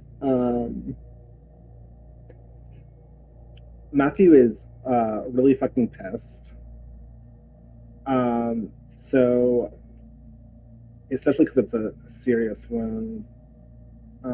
If you don't want it to be a serious wound, we can make it not a serious wound. I mean, like, Matthew's been injured for a lot of the time, so I really wouldn't... Been injured a lot. I really wouldn't hold it against you to be like, can we have something else happen? Well, I think for him, can I have that I lose something? Yeah. So Matthew, like, when she says her thing of like, don't white knight for me, he just grabs like the knife and just jams it onto the table and just cuts off his pinky and says, fine. Okay. The old Yakuza response, always appropriate in these situations, I guess. He's like, fuck it. Okay. So, Clara, Matthew, in what could only really be described as a fit of pique, slams his hand on the table and levers off his own pinky at the third joint. Yep. That's like the first moment tonight that Clara's brain went, oh, fuck. She's not sober, but she has finally hit the, like, I got behind the wheel of a car drunk driving in, like, her mental state of I have fucked up and I'm too inebriated and intoxicated to get myself out. Yep. And can I say something in character and extremely terrible? Yeah. You have a knife in your hand. How are you going to tell Matthew you're sorry? Oh. Oh,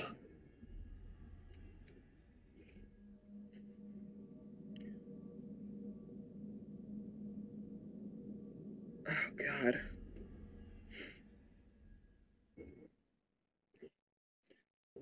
She, like, looks up at him and goes, I really didn't want you to do this or be a part of this. It should have been mine. You're stuck with me. And, yeah, knife in. Oh, fucking Clara. She just jams it into her side. Like, isn't, you know, Romeo and Juliet stabbing herself through the heart, but, like, definitely goes for a part of her body where she could have gotten off lighter, but, like, into the gut. Okay. Dramatic. You start driving the knife into your stomach, and Mac, with a thunderclap of a voice that even draws Bethany out of her sex and soul eating and I miss my future girlfriend, we're totally dating, she's from Canada, stupor. He says, halt! And And you're fairly certain that the word he said wasn't actually halt, but that is how your brain translates it. Mm-hmm. And he says, the sacrifice is you. Go higher.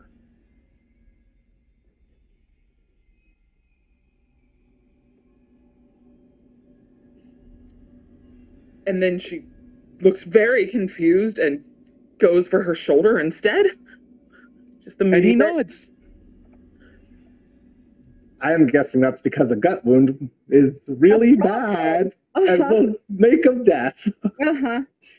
Yeah, nope. That's Bethany picked that up and mentally rolled her eyes several times because y'all are about to be real insufferable. Yeah, we are. Yeah. Yes, so you jam the knife into your shoulder and you feel your deltoid start to split, and you probably slide across your collarbone because you're not a very good self-stabber. No. And yeah, you get something in there and it hurts like all hell. And the worst part is, Clara, is that you know it's just blood. Like, you know that it's just blood. You know you're just leaking blood. But you are entirely certain that you can feel the heroin leaking out of you. Like, you can feel you bleeding out your own high. Like some kind of medieval leech-wielding doctor in a plague mask. You feel you're like, do heroin about it coming out of you. Well, if she could just go do more, it wouldn't hurt as much. But yeah, she does that, and it hurts a lot. And pulls it out. Price paid? Price paid. And his beautiful hands, his immaculately manicured hands that do have some very heavy calluses on them. Matthew, he reaches for your finger and picks it up.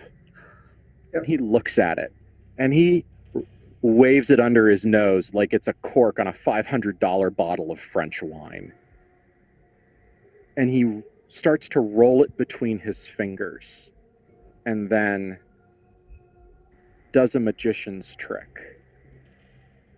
And there are now 1, 2, 3 finger bones, gold-plated, hanging from a leather and sinew thong, which he then reaches over and runs his hands across Clara's neck, right here, right in the choke spot.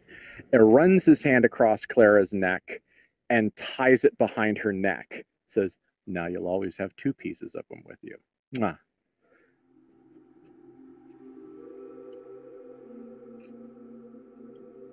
I'll get you next time, you know?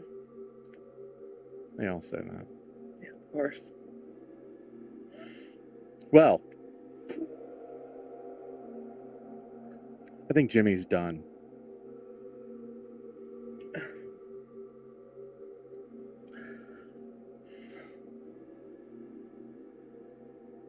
Where's Bethany? You probably ought to wait for her to come out. You don't want to go in there. Do you have a towel? I've got lots of towels. Would you like one? That would be lovely. And he saunters over, just jaunty as a fucking lord, and comes out with a bleached with a so white only mid-century bleach gets this white. Takes it out and folds it into a pressure bandage and gently applies it to your shoulder. And he does it with that same kind of beautiful handwork that the person who made your Caesar salad earlier today did. Yeah. That tableside service vibe. Thanks. You're welcome.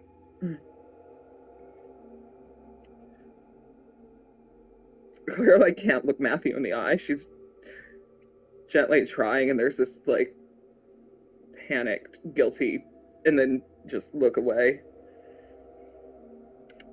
Matthew has the expression of someone who is, like, waiting for, like, just like that really awkward, like, guess I'm waiting for my train kind of thing as he, like, waits for Bethany. Shall I tie myself to the tracks, madame? Yeah. Okay, so Bethany with her freshly bloodied teeth, thank you, I saw that. Are you ready to come out now? Yeah, we'll come out now. I missed that Okay. drama. Yeah. Bethany does not know the things that all just got said. Probably for the best. Really is. Honestly. Real mad at you too. Mm. Fine. Okay. Yeah. I'm gonna leave you guys to this. Yeah. I feel like there's enough going on right here that you guys can work with Bethany coming out of a bedroom Yeah. with bloody teeth Mm-hmm. to finish the trifecta of problem. Yeah. So when Bethany comes out, Matthew is going to like look at her, look at the teeth, look at her, and just be like, "We're leaving." Okay. You had fun? So now Bethany has managed to take in her siblings and like gently glance them over and notice Matthew's, what's it, tie around his? Yeah. No, I used my handkerchief. Okay, your handkerchief. Because I wasn't wearing a tie. There you go. But yes, his handkerchief wound and Clara's shoulder, and like gently glances back in the bedroom. We should probably go, yes. Matthew will like just start walking towards where the car is. Claire goes, Mac, it's been lovely. And finishes the last bit of her drink. Of course. Hard to pick that up. I need a smaller glass when I do this next time. And blood loss, intoxicated, stumbles in Matthew's direction. Thank you for showing my sister a good time. It's nice to see you smile. And she's just grinning weirdly at Bethany's weird blood mouth. It's fine. And Mac is just like, Mac's walking you out like it was just a perfectly normal, like, pot roast Sunday dinner. Yeah. Like, he's very much like, oh, we had a lovely time. I might see you tomorrow. I don't know. I might sleep in. Ha ha ha ha. And it's almost like he's deliberately responding with as much normalcy as possible, just to make the way y'all feel worse. Scans. Yep. And so he opens the door and he guides you guys out. You brought David, right? Yeah, Yeah. David drove. Yeah. Yeah. Yeah.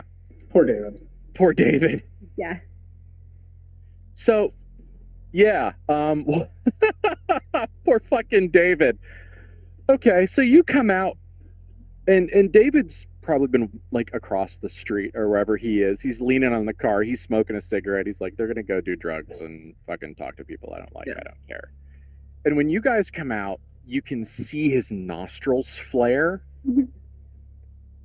Like, and as soon as you, it's almost as if like as soon as you step off the porch of the house, you go back into the real world. There is a sense of stepping back through the looking glass. And as soon as you do, the first sense you get is how close you are to the desert. And how far away from the lights of the strip you are. And how much you smell like prey. And as soon as that hits you, David's head snaps up like a purebred Doberman. His eyes flashing, not a predatory color, but flashing like distant artillery. And he sniffs, and you can see his nostrils flare, and you can kind of watch his mouth and his throat fill with air as he takes a deep sensory breath. And he gives you all an extremely nasty look. He's not angry, but he's angry. There's a lot going on in David, and most of it is murder related. And clearly, he's not thrilled with the results. And in the time that it takes you to get to him, he clearly has gone through some sort of process where he has decided that he doesn't need to kill everyone in that house. But Matthew, he does give you that look like, should I go kill everyone in that house? Take us home, David. Okay. Good thing you took him for walkies. Always make sure that your murder angel has good walkies. Yes. Well, he's now taken himself for walkies, and we're just going to not think about that for a little bit. Yeah. That's actually the smallest problem on the list. There are so many others. It's fine. And you get in the car. And you drive home. And You two alone at all, can I? she says through a mouth full of blood. It's not mine.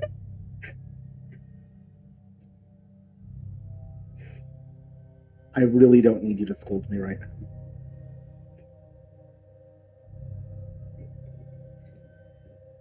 I was making my choices. You didn't have to make them with me. I don't need you to scold me either, Clara. I'm not fucking... She cracks the window and tries to, like, pulls her hand away from her bloody shoulder to light a cigarette and just kind of let it bleed through the cloth for a bit. And then has the cigarette between her mouth and kind of, like, lets it ash with her lips. And just... She's pouting. Pouting and smoking out the window and bleeding.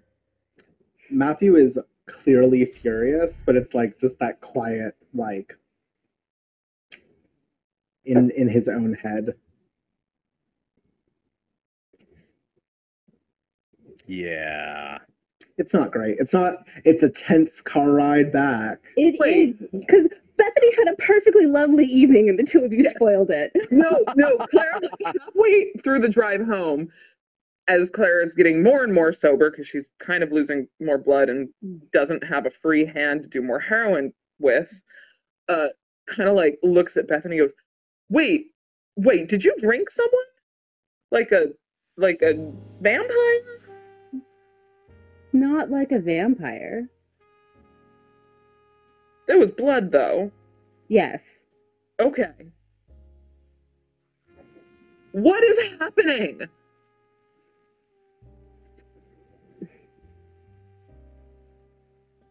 Something seems to have happened to me. And I need to eat some other things now. Are you eating people? Only a little. Not physically, like their souls. Well, that's easier to cover up, at least. Are you okay? Seem to be. Okay. When did this... I'm far more worried about this. Matthew, you cut your fucking pinky off. At least mine is going to heal fine. Are you okay? When did this happen? I don't know. Tonight is the first time I have done this thing. That's good to know. Is it Mac? Did I eat Mac's soul? No. No, I mean, Did he make you eat people? No, he didn't make me eat people. Ow. How are we... I don't know. We're asking questions. I mean, Mac provided an opportunity the same way that he provided an opportunity for you to cut your finger off and for you to stab yourself in the shoulder. So Mine was far more pleasant.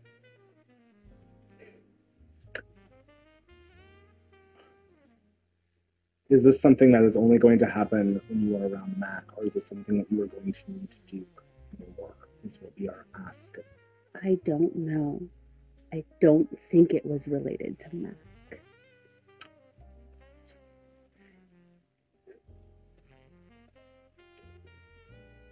And that's just something that we'll deal with. Yeah.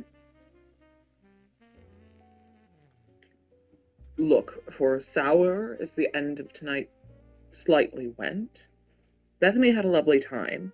And if we do this favor for Mac, which we should be able to accomplish, we can get to Metropolis.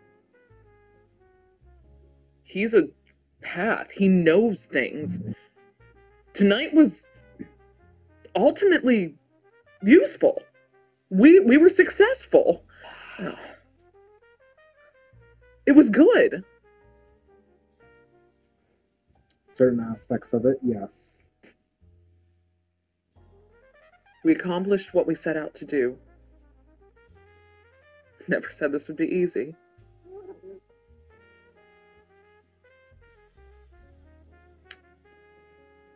I'm not upset about what happened. I'm upset about the things that you said. And we will talk about it when we're sober.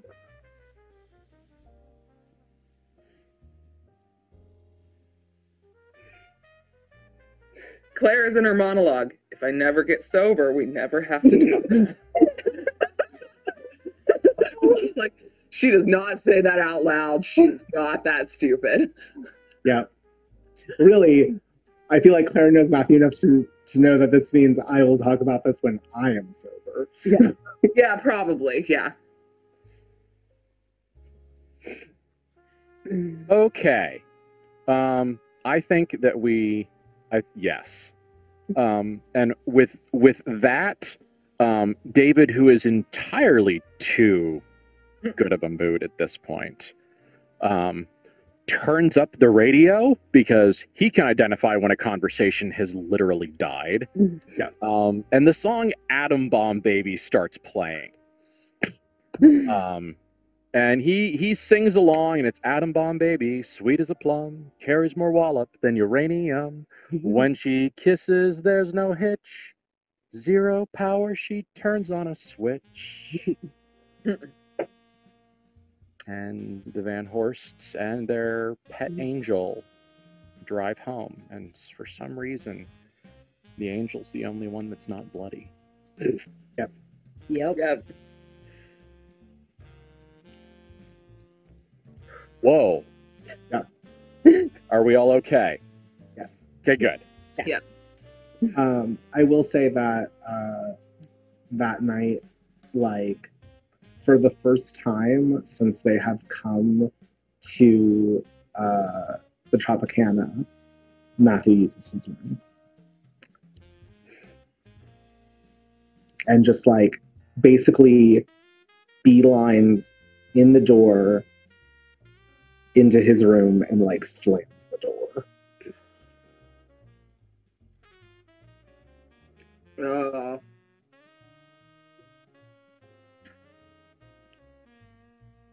Clara gets stupid.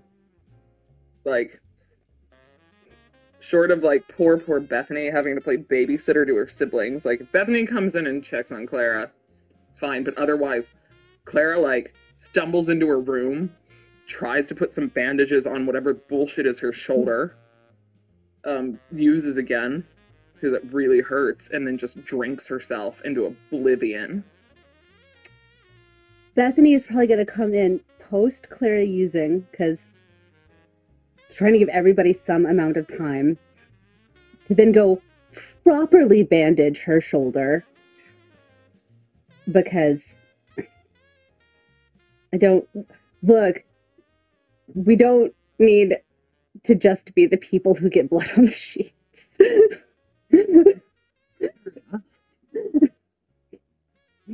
I don't know that Bethany knows that David left a bloody sink for people, but, like, she knows that Matthew's not going to take care of it, and his hand's going to bleed a bit anyway. So, yeah, she'll just go help Clara. Okay. Gently. Yeah, Clara does a lot of the, no, I'm fine. You don't, it's really, it doesn't even really hurt anymore. I'm fine. And then, like, has drank and used enough, like, leans over and pukes in the bathroom. Like, just, like, gets mostly in the bathtub, but not, like, Clara is a fucking wreck. Yep. Train wreck of barely sitting up, still bleeding, vaguely puking, and then washing the puke down with more booze. Okay. I think I'm going to roll credits with just one more brief line.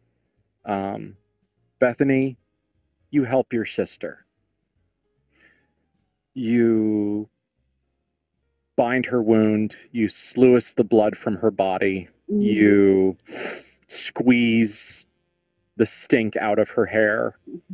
And the whole time, you bring an entire existence's worth of skill to bear. Because we know that the thing that Bethany is best at is pretending she's not seeing it. And so it's pretty easy for Bethany not to hear the sound of little metal worms slithering down the drain.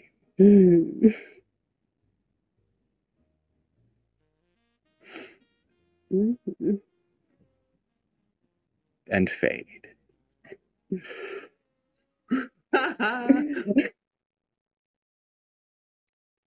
Go, gadget, dysfunctional. Yeah, that was incredibly toxic. I loved all of it. Yeah. Everyone remember, toxic masculinity is a prison. Yes, toxic masculinity is the 11th archon. Ooh, yeah. Yeah.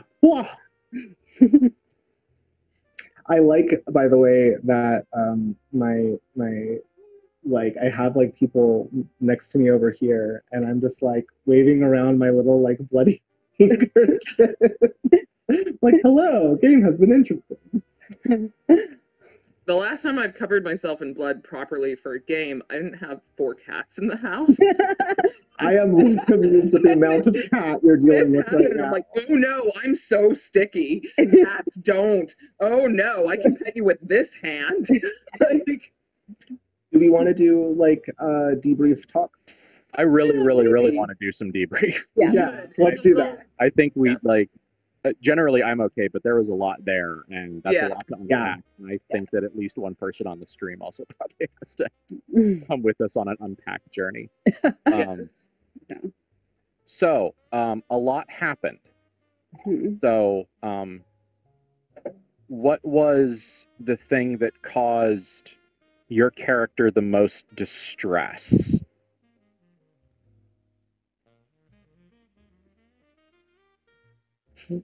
Oh,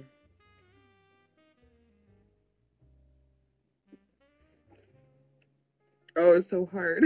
Yeah, there's a lot to pick from. I mean, no, I have mine. All right, go for it. Go. Coming out afterwards to find her siblings have done us stupid. That was the most distressing part, because it was like very strange, like, oh no, right, I wasn't watching them and I didn't stop them from doing something dumb. I was having fun by myself, which never fucking happens to Bethany, ever. Anytime she's been alone has never been fun, and she's out and doing a thing and it's fun for herself. Like, it's a fucked up thing to go do, but she was enjoying herself. And she comes back, and her 2 siblings, who are, when they're together and she's with them, she has to deal with them being together, and it's a lot. But she comes back and they've gone and like mutilated themselves while she wasn't there to stop them from being stupid. And so now she was just like, I can't even have fun. Poor Bethany. Oh, poor God. Bethany. I feel so bad for her. I mean, her fun is not good, friends, but like... I know, but I still feel for her. But yes, that was it. I was like, no, I have it. The most distressing thing was not anything that should have been distressing. It's, oh, fine. I guess I have to take care of it. This is why we can't fuck nice things. Yeah!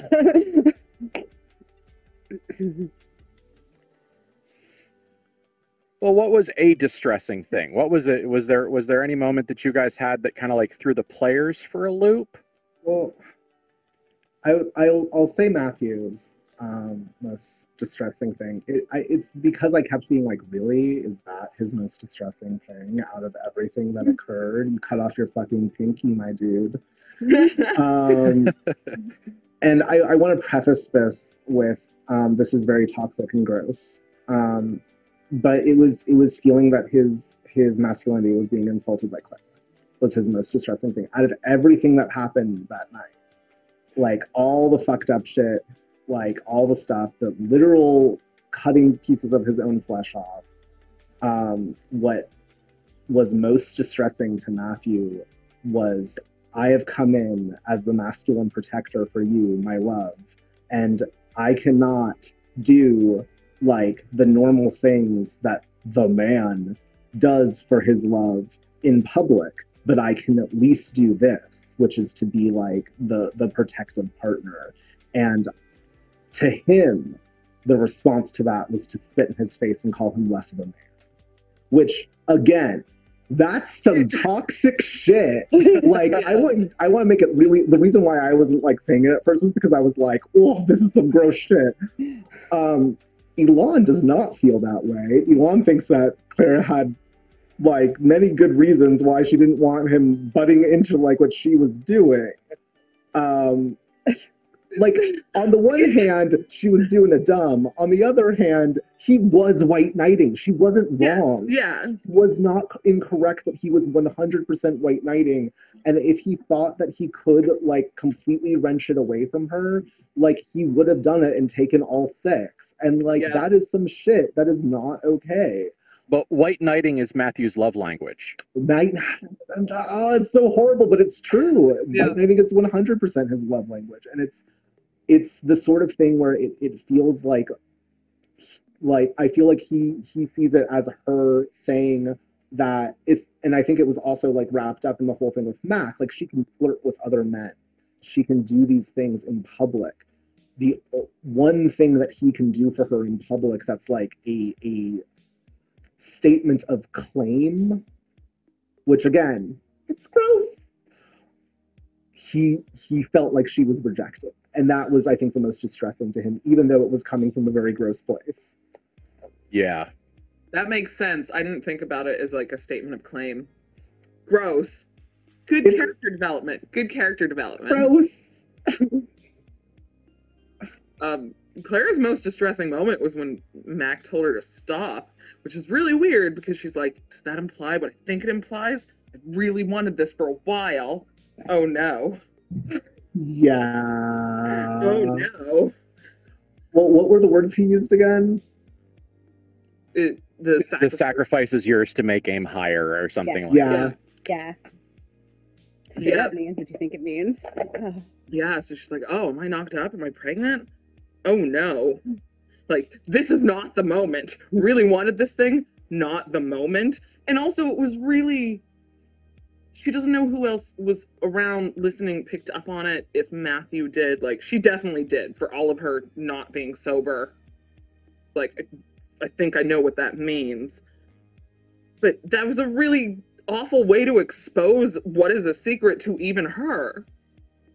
So she just felt incredibly exposed at a moment where she was already gonna self-harm, was just gonna self-mutilate, had like gone over the edge, was having a public fight with her partner, had failed while not having the catharsis of having a public fight with your partner.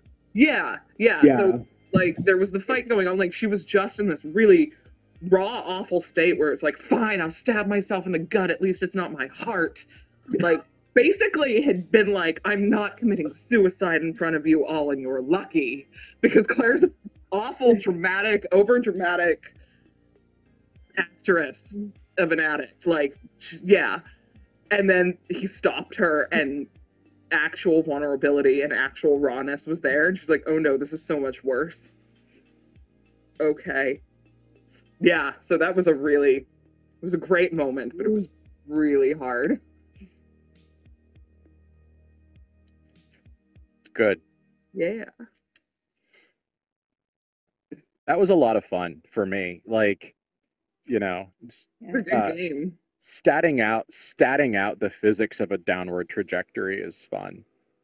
Yeah, it went exactly as I, like, in many ways, it went exactly as poorly as I expected it to, and thank you for making it such a fun ride on our spiral down. Mm-hmm. You're welcome. Mm-hmm. Sometimes it's hard, you know, and that's we keep talking about it, and you know, it's sometimes I feel like arrogant might be, though. I feel like I'm sounding arrogant when I say things like, oh, we talk so much and we have a bunch of really good conversations and we check in and there's a whole lot of trust here. And it's kind of like, I feel sometimes like I'm boasting, but we're like, we do talk about a lot of stuff, and we do check in, and we do create the safety nets that let me go, all right, how far down do you want to go?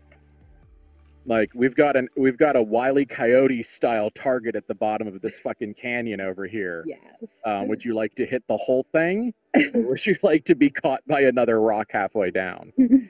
I will say that I appreciate that, even though so far we have always given the same answer, which is we must go all the way down. I appreciate every time that you ask, because even though we give the same answer so far, there may be a time when we give a different answer, and I appreciate that you're not just assuming. You're welcome. Yeah, you've got it. Not that we were really close today to being like, no, we might back off that double or nothing. Like, we would have rolled with it if we had gotten to the -12. But there was a lot of like, that was the closest genuine Alon and Eric are really gonna take a moment to think of. Yeah. Are we willing to completely change things for both of our characters? Because Claire's saying, fuck it, double or nothing. Like, yeah. And I'm glad that we did make the choice that we did, which was to go forward with it. But I'm also glad that we had the moment to think on it, so that it didn't feel. It should be an impulsive move for my character, but not necessarily an impulsive move for me. It's a good way of putting it. Yeah. No, y'all are great. Poor Bethany. Poor Bethany. Look, this is only driving further her whole problem with, I don't want to leave you two behind. She really doesn't. And she's really concerned that she might have to. And if she ever does, she's like, they're gonna destruct is what will happen. You are. That's the thing, is she's now seen it, and she's like, oh no, if I said the thing I said because you guys are dragging me here and you're not moving as fast as I want you to, but I never really would want to leave you. And now she's like, oh, I can't. Like, I don't know that, one, you'd ever come meet me, and two, you might just fucking die.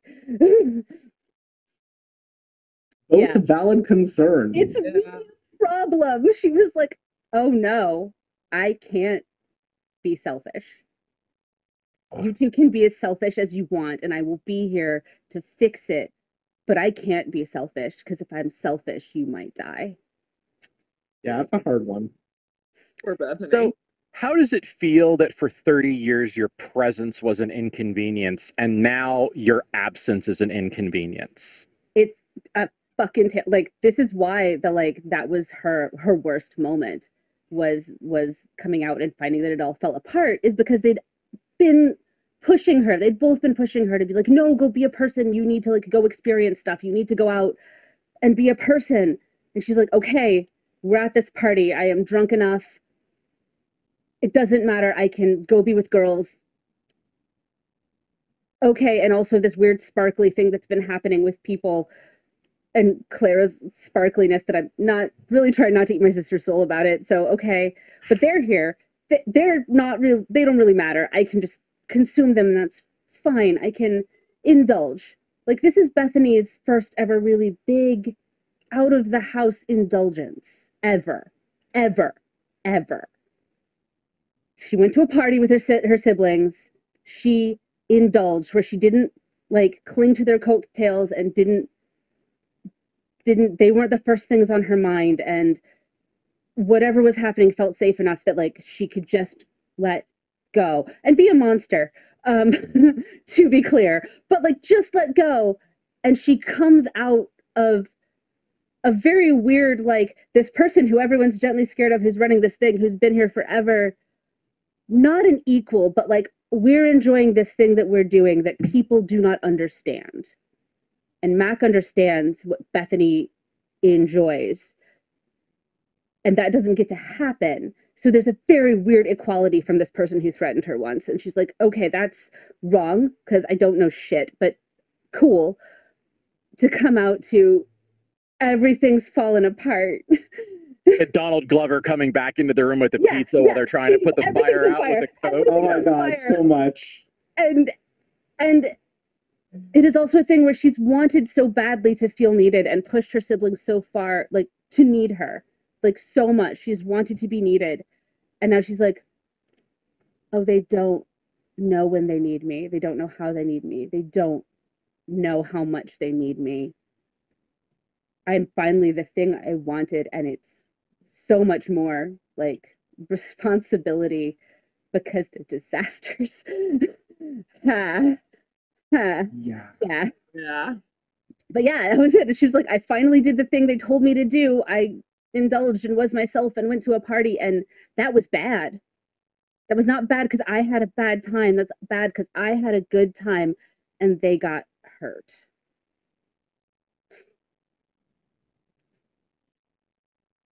Dun, dun, dun. Yeah. Ah, It's fine. Clara's okay. like, no, we got what we wanted. It's fine. Trying to paint everything over at the end of the night. It's fine. Bethany's used to being secret responsible to trick them into letting her help because they don't think that she can deal with it. So she's just gonna have to do it more and not talk to them about it. Yep. I think it's great. It's good. I think it's terrible great. It's so good. I do like that there's a situation where Clara's great like weakness is heroin and Matthew's great weakness is Clara. And Bethany's like, I feel like Bethany doesn't have a single great weakness, but she also has the issue of like being like 1 foot out the door and 1 foot in, and that sort of living between worlds situation. Her weakness is that she doesn't really belong in this world, and she has it her whole life, and they called her insane for it for a real long time. Yeah, no, valid.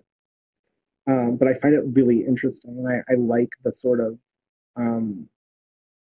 I know that we've talked about like wanting to play out some of the more toxic elements of Clara and Matthew, and I really appreciated that came out tonight. As much as I feel terrible for poor Bethany. It could be just a possibility, or Mac could have seen something to come. So, we can walk it back a couple steps in negotiation. Well, I more was talking about just them being toxic together, not so much that specific element. Okay. Yeah. That specific element, we'll talk on that. But their co-toxicity of the codependence, the codependent that Matthew is, and how just deeply, deeply sick Clara is. She's an addict. She's a very, very sick addict, and she is unfucking well. Yeah. None of them are really very okay at all. I mean, yeah, no. Even it's Matthew is not okay. I mean, a lot of Matthew's not okay is Matthew's got so much not okay. Yeah. But the interesting thing about Matthew is that so much of his not okay is a not okay that a lot of people deal with every day. Yeah. Well, of course, so is addiction.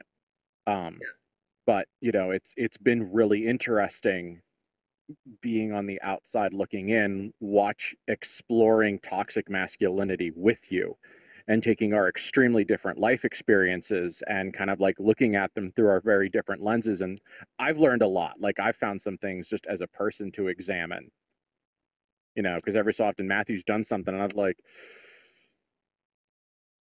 I've read that page of that script. And I need to think really hard about the fact that I recognize that moment, and I need to like gaze within and fix that shit. Yeah. But a lot of Matthew's fucked upness is a weird combination of the cult stuff, but also the societal stuff of the 1950s and current day, quite frankly. Like it's not like that went away. It's just gotten looked at more. So yeah, like I appreciate that that's a thing that comes very clearly through for him. It's all awful. It's so terrible. I love it.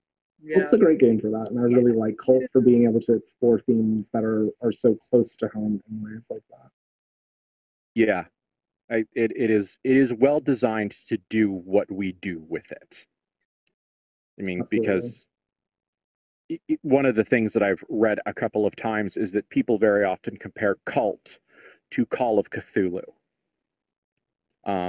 In that, yes, but the distinction is that they say is that Call of Cthulhu is by its nature a game where you will learn more things.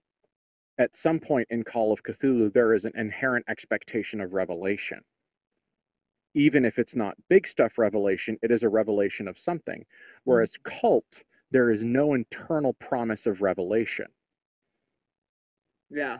We've had a bunch of revelation because that's what we're having fun with. But like the revelation for KULT is not as core of a focus. Like KULT is not an investigative game. Yeah. Yeah. It has a lot of the same handles and it has a lot of the same things in it, but KULT is not a game where you investigate. Yeah. By definition.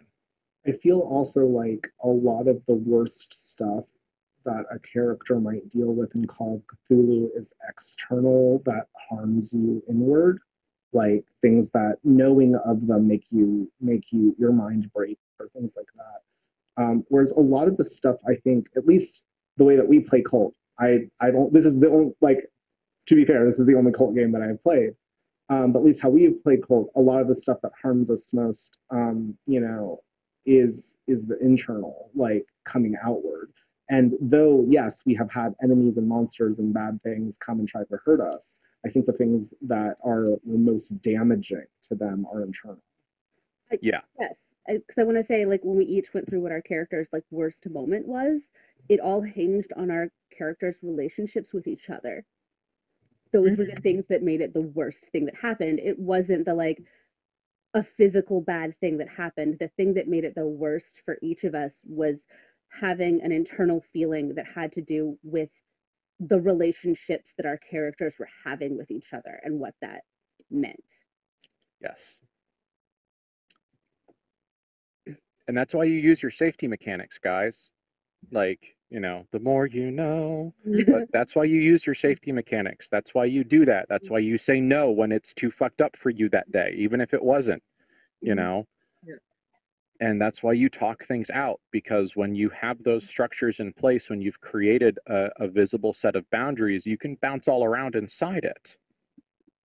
If you're just like, well, I'll tell you when it's too much, like, that's the wrong answer in every aspect of life. Like, the only time I'll tell you when to stop is a good idea is when they've got the little cheese grinder at Olive Garden. If that's it, that's the only time I'll tell you when to stop is the right line. And even then, you probably said it too late. But yeah, I'm going to keep harping on it because it's important, and that's one of the things we said we wanted to showcase, and I think we do a really good job of showcasing it, is safety mechanics and negotiation, and the fact that you can get super fucked up, and you can get dark, and you can get nasty, and you can get weird, and you can get gross, and you can do all of the stuff that one would want to do in a horror game like KULT. And the safety mechanics don't take that away. And I think that's, that's the Mr. Rogers for the night, is that safety mechanics don't make things less terrible. It just gives you a roadmap to the good terrible.